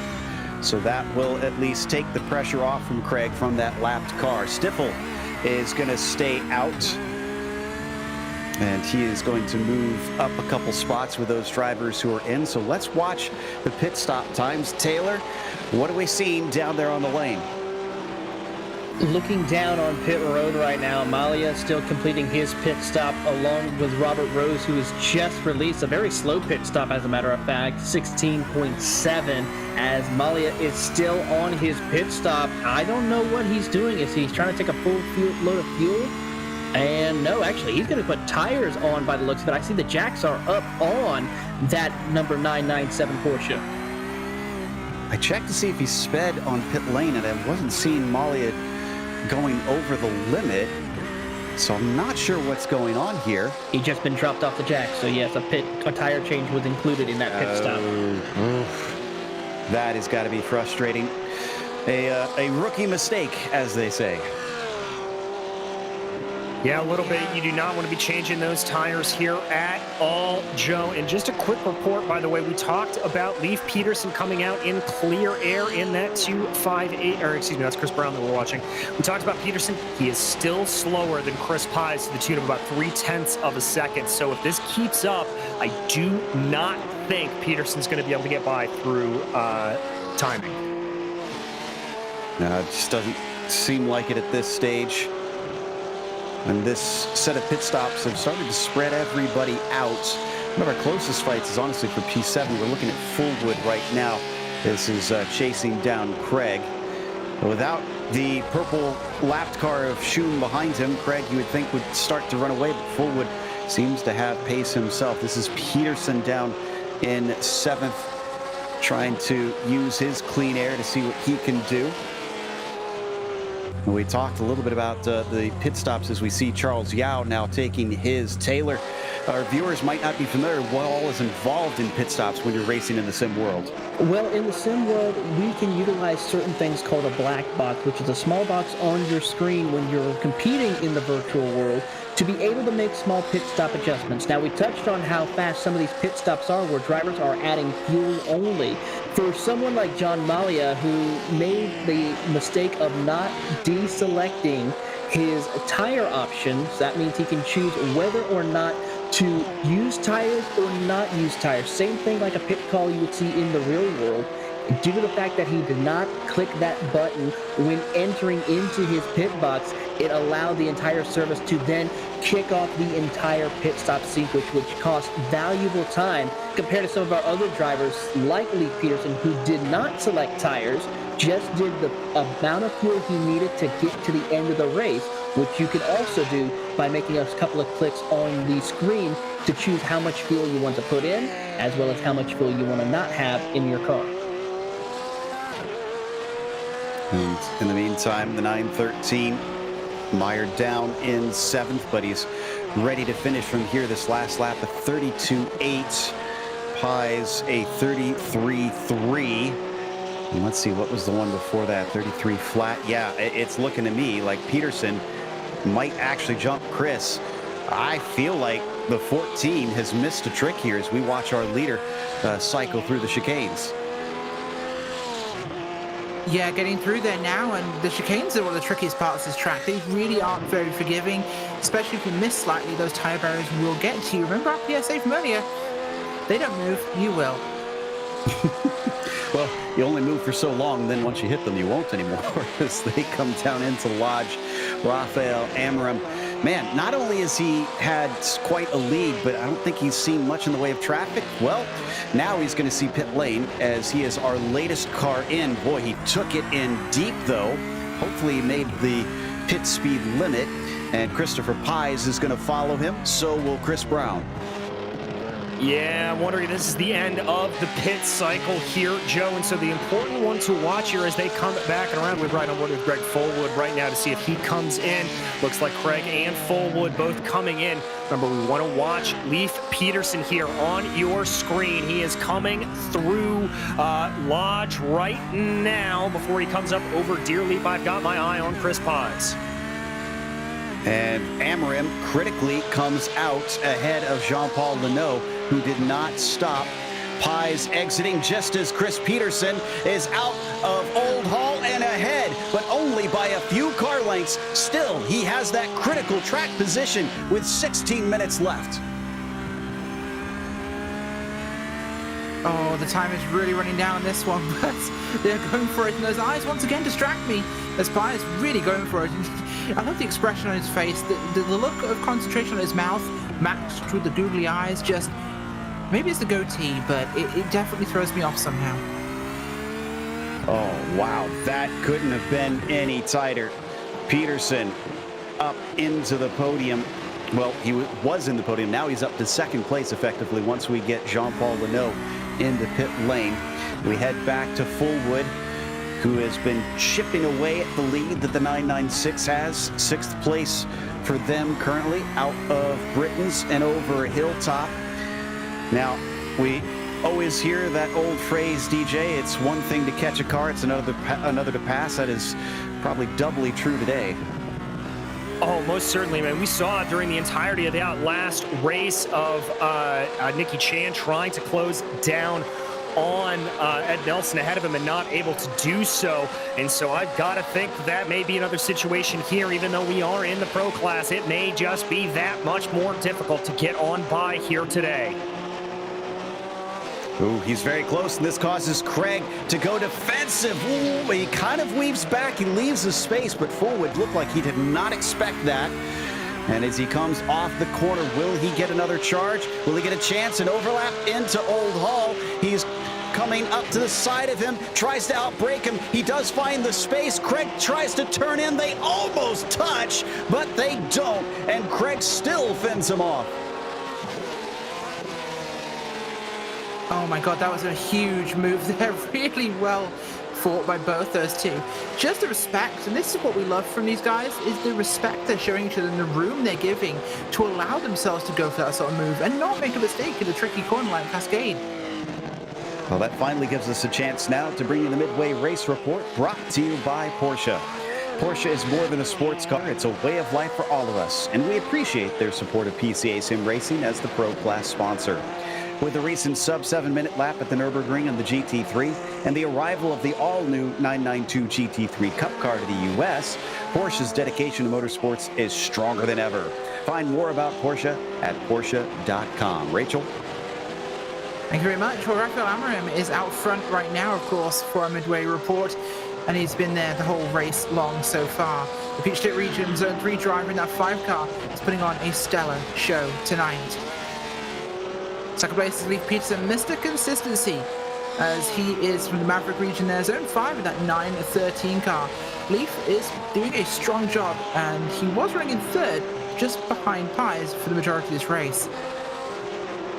Speaking of Pies, Mr. Googly Eyes himself from the Lone Star region, the 14 car of Zone 5, is doing a great job today. He's been fighting hard. He's not looking like he will manage that outside chance for the championship, but he's definitely putting up a good fight.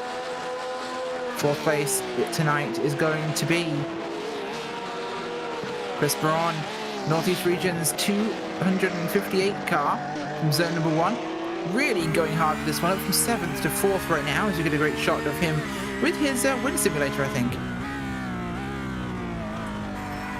And we slide slightly across to Dave Craig in P5 there. The look of concentration on his face there. The Keystone Region driver from zone 3. And that 996 machine really putting the hammer down. Greg Fullwood in P6 from the Delaware region, the 99 car of Zone 2. Fullwood up from 14th to 6th, so that's a big gain for him, 8 spots on the track. 7th is Robert Rose here from the Shenandoah region of Zone 2 in the 443. Really giving it some right now, as Rose is actually up from 10th, so 3 spots gained. And the man who always makes me think of American Pie is Joe Stiffel in the 003 from the Chicago region there of zone number 13. And by pie, I don't mean Chicago deep dish, those are wrong, but we'll bit more on that later. Stiffel, of course, has had a good run, but unfortunately he's down 2 from where he started. Taylor? Well, he's got his teammate behind him. That's Dewey Kane from the Metropolitan New York region, channeling his Eye of the Tiger inside that position, running in 9th. Moving out to our top 10 is currently from the Finger Lakes region, Charles Yao in that beautiful, vibrant number 17 Porsche. As he's working his way through, he's about 7 seconds back from Dewey King right now, so he has a little bit of work to do in the closing stages. In the 11th position is Julian Velez. He's had a little bit of a wild start before the midway point, but the Northern New Jersey region driver looking to recover. 12th is Derwin Kozanek. He got involved in with the grass on lap 1, and he is trying to fight his way back through. He's trying to manage the bleeding here, currently in that 12th spot, but it's going to be a long road ahead of him right now. 13th in the beautiful purple machine from the Carolinas region, Jacob Schum, as you ride on board with him. utilizing the VR headset, and I kind of want to know what's that painting or that photo behind him, because that is an absolutely stunning photo, I would have to say. But so far, a decent run, but still looking to try to recover. 14th is Jean-Paul Leno, who is out of the race. John Malia sits in 15th, and 16th is Jonathan Schum. This concludes tonight's Midway Race Report, brought to you by Porsche. Big thanks to Porsche, Rachel, and Taylor there for that report. Amarim still leads now by about 9.3 seconds. Our closest fight continues to be Craig and Fullwood, but Fullwood finds himself with a bit more of a gap to overcome, whereas before he was practically pushing that 996 through some of the corners. Now he sees plenty of air between himself and the yellow machine. Yeah, indeed he does, Joe. Just not really able to close it down. Now, this may be an instance where we've talked about where Fullwood may just be backing off for a couple of laps, maybe try to cool down the tires a little bit, see if he can do anything with that. But we will have to see how that plays out. Yeah, everybody just kind of has their own space from here, but they've still got a little less than 10 minutes to go in this race. And we saw last time, mistakes are easy to make here. You cannot throw it away at the end and have to stay focused. Yeah, you've got to. It's so critical. And it's these waning moments of race that people really need to hold that focus on, because you're getting tired. You've been concentrating so long. It's where you know you have to make moves, but it's also where you've gotten into that rhythm that the tires are older now. The car is more out of balance from what you qualified and set it up with, technically. So the car's going to be behaving very differently. You're getting tired mentally, not just physically. So it's going to leave you in a position where the urgent moves are not got that freshness you really want. Taking a chance to look through some of our stats here for this race, and it's honestly impressive. Amarim has run a fastest lap half a second quicker than anybody else out there right now. So he has got plenty in his pocket as we watch Brown, who is about a second behind Chris Pies. After that pit stop, the 14 has made good use of this clear air. He's keeping Chris at arm's length and hasn't been threatened. No, it really hasn't. That battle that we saw developing a whole bunch is not coming to pass, but one that is coming to pass, Joe, we've got to jump back to Fullwood. Fullwood has closed that gap down big time. Craig's surely been dealing with a lot this race. First with the lapped car breathing down his neck earlier on, and now suddenly Fullwood has taken that role, this time for position. Can that black number 99 finally make this overtake soon? They head through Britain's. That was a little wide there through the second apex for Craig, but he manages it well. And doesn't seem like Craig was able to gain much through there. Let's see if he can do better here in the second chicane. Looks like one. Oh, that's my bad, Rachel. Go ahead. No, go right ahead. I was just going to say that it looks like he is losing a lot of time through those chicanes, and that would tell me potentially that he's got maybe a little less wing in the car. He's maybe got a little less travel in the suspension, and the car's having a harder time getting over those bumps. Oof, look at how close he is riding down into Lodge Corner. Surprised he didn't try it there. And up over the crest, starting lap 25 now. With a mere 6 minutes left to go. Tries to square off the exit through Old Hall. Doesn't seem to get him anything there. Craig swings across the track and enters through Cascades. Drivers, looking like they have a great run. Does Fullwood dare? And will Craig start to cover the inside down into Shell Oils? He doesn't need to. Fullwood lifts early. I don't think he lifted early per se. I just don't think he had the chance, because he was just reaching him for a pass opportunity as they reached the turning point for the King there. So it wasn't really going to work for him. And he's now, I think, a little bit too far back unless he gets a Whopper in the chicane. And by that, I mean a Whopper with cheese and bacon. Ooh, now you've got me hungry. As they come down into the Hislop chicane, they see the cones. They know which way to go. Veering right, then left, and then into Knickerbrook.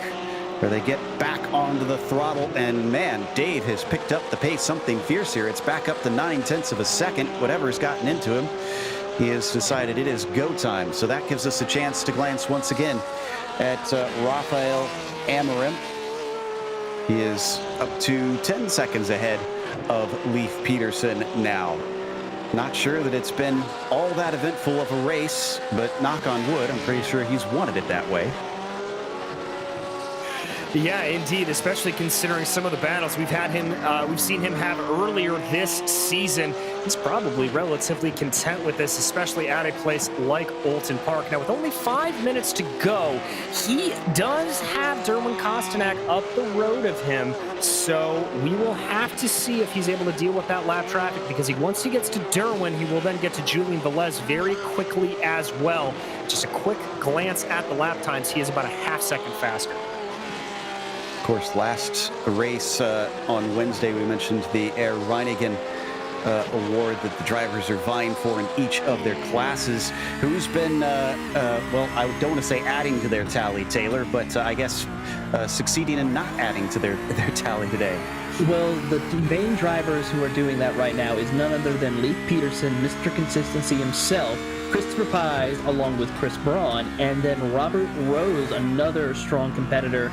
Those are the 4 drivers who are looking forward to getting those extra bonus points.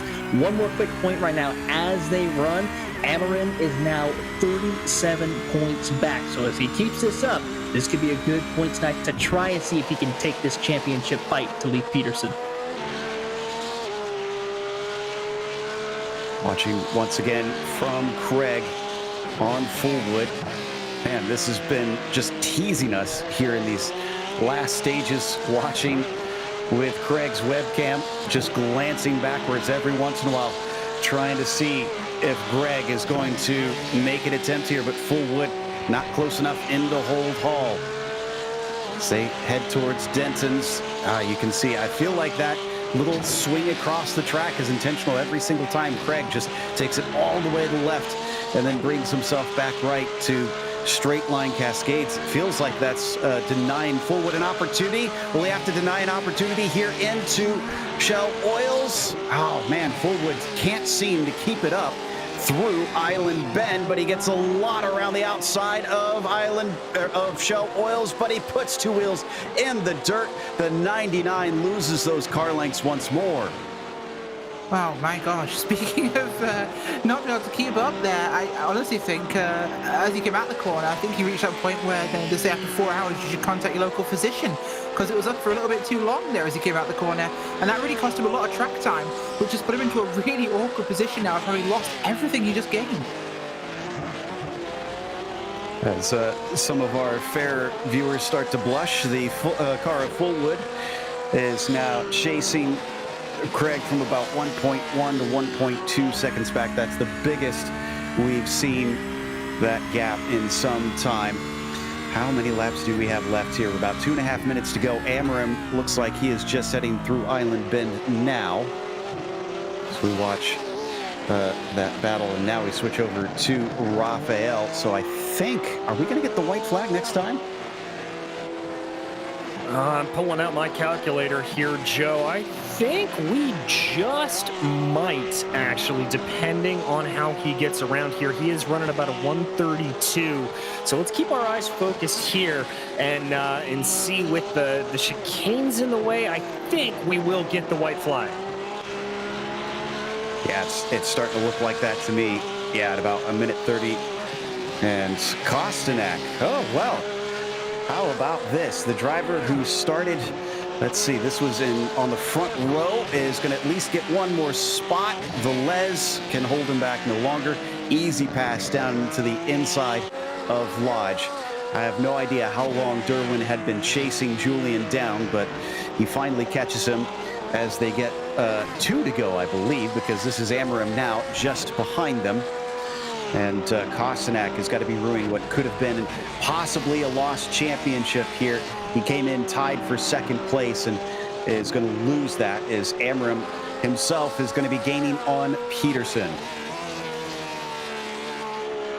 Yeah, it really is. But it's not close enough to really do much with that one, as Peterson is just running good laps, but it's not right at the moment. Not enough, at least. It is not. It's way too far away from Raphael. 2 seconds between Peterson and Pies. Maybe that's really the important one for him at this stage. Just making sure that he doesn't lose more points and at least can get second place.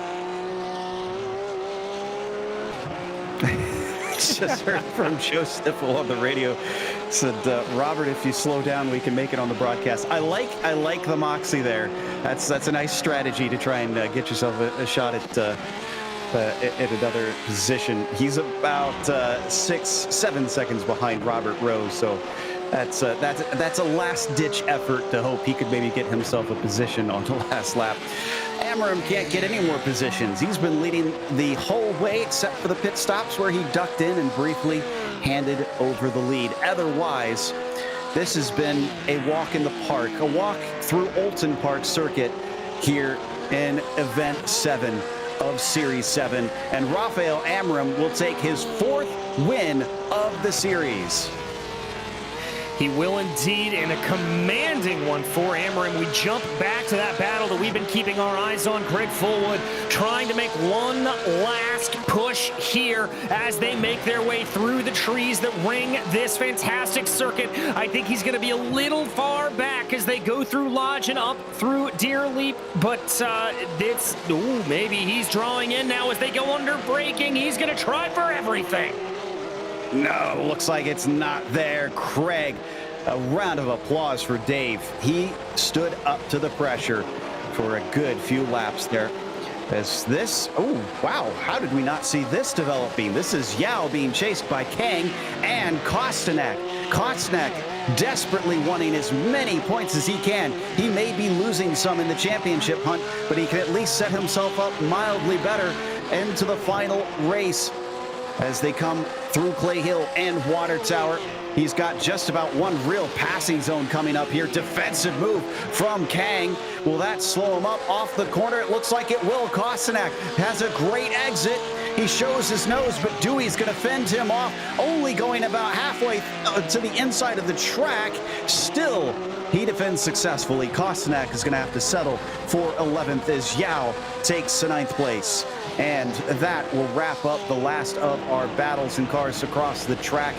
Our winner here today, Raphael Amram, a gap of 11.8 seconds for win number 4 over Leif Peterson. I said he's going to have some cars to try and pass. Well, he went from 4th to 2nd today. Nicely done with that pit strategy. Chris Pies from 5th to 3rd himself. Another podium for the 14, and it is Chris Braun who finished in 4th, and it is Dave Craig in 5th position, followed by Greg Fullwood. I think he may have been our mover of the race from 14th to 6th, up 8 spots. Robert Rose was 7th, and Stiffel unfortunately going down the order from 6th to 8th. Charles Yao was 9th, and Dewey Kang rounds out our top 10. DJ?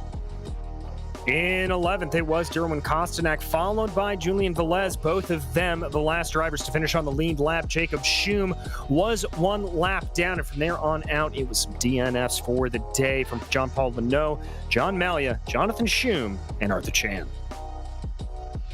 And looks like we've got our winner ready to talk to us, Raphael Amram. Let's see what he thought about this race, because Raphael, coming into this thing, you missed the first race of the series. You knew that you were on the back foot trying to chase Leif Peterson. You had to do what you can, and I'd say you did all you could because you just stomped the field. Yeah, this was a fun race. Oulton Park is such a tough track, and I wasn't sure how this was going to go because a second that you get distracted and the race is done. But yeah, this was a fun race, and I don't know what happened behind me, but it kind of that helped me open up the gap a little bit in the beginning, and then just try to keep it clean and manage through the race. Yeah, this was fun. With how much ground you do have to make up on Peterson, you didn't get the bonus for 0x today. Do you feel like that could wind up making a difference once we finish the finale? Well, I think there's no way to catch Leaf. I'm going to miss the last race, but even if I was going to make the last race, Leaf is just so consistent, and I think he's got it. As long as he can finish in a good place, I think he's got it, and he deserves it. So super happy for him, and it was a lot of fun battling with him and kind of racing alongside him. Well, for all the drama we try to play up in the booth on this one, I guess that puts a bit of a damper on our hopes for an exciting final round. Even still, is there anybody that want to thank that helped make the fourth one happen? You've won half the races, even if you don't show up for that last one.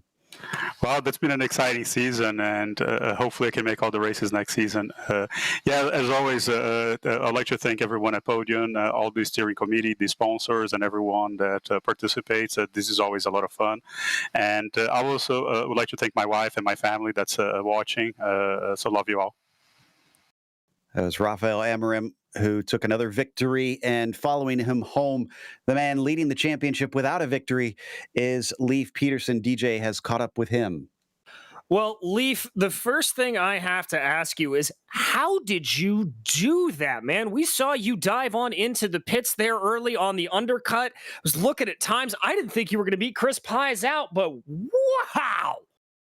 Yeah, I was able to save fuel. I kept it up tight with him, and it was able to lift and coast a little bit, and that gave me about a 1 gallon advantage, which is about 2 seconds. And we were so tight on pace, I knew if I just hit my marks, that might come out to my advantage. And I was able to stay with him really well. And Braun was getting a little bit racy, so I just thought I might exit stage right. Well, it clearly worked out for you, Leif, and that's got to feel very, very good. The other thing I wanted to talk to you about was you were able to walk away from tonight, 0 incidents. That's going to give you a little bit of a boost in the championship. 1 round to go. Is that where your eyes are focused, or are you just focusing on the race ahead? Yeah, I'm always just trying to collect as most points as possible, and given my driving ethos, I try to get 0x. I think I've got 0x every race except in Auto Club, where I got turned on turn 4, and I have 2x for the season. So yeah, perfect storm. That's exactly how I would like to do it. Well, we love seeing you do it, and we love seeing you drive, my friend. But anybody you want to thank for this very, very good run out here tonight? Yeah, I want to thank all the guys who come out every week and participate in the DEs. We have really good practice races. All of the zone groups do such an excellent job putting together their stuff. There's so many guys that never get thanked that are doing a tremendous amount of work. So shout out to all the zone group admins.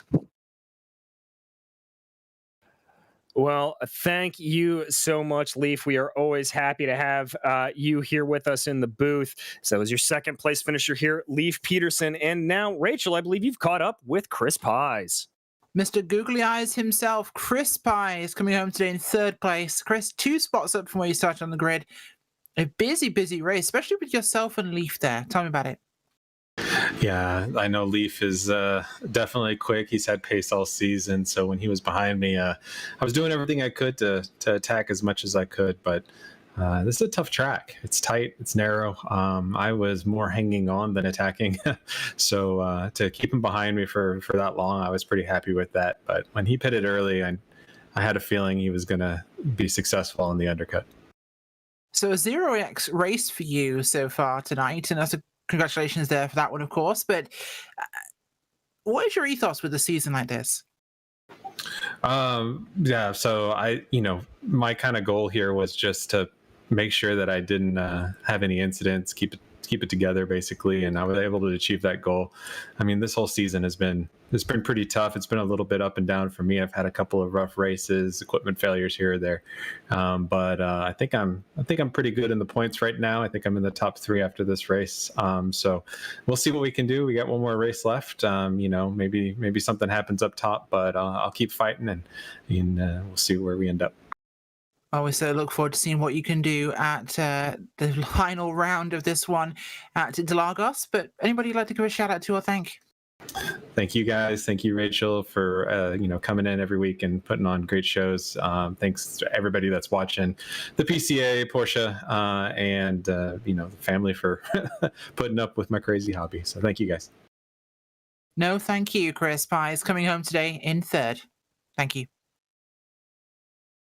Wow, man, what stories we saw develop here today, and both of them kicking off with major twists right on the first lap. Certainly seems like Oulton Park has served up some fantastic stuff. However, we'll see next time at Interlagos for the challenge and sport classes. It all kicks off at 9 p.m. Eastern on Wednesday, November 17th, live here on Podium Esports. Thank you so much to our title sponsor, Hagerty, as well as the series sponsors, Michelin and Porsche. A big thank you to the steering committee at PCA Sim Racing, and a huge thanks to our team tonight, DJ, Rachel, Ryan, Cameron, and Dougie, as well as Taylor. And also, none of this is possible without those behind the scenes at Podium Esports, James Pike, Gary Sexton, Cisco Scaramuzza, and John Theodore. Thank you so much for watching tonight's broadcast of PCA Sim Racing presented by Hagerty. I'm Joe Peak, and I'll see you on the track.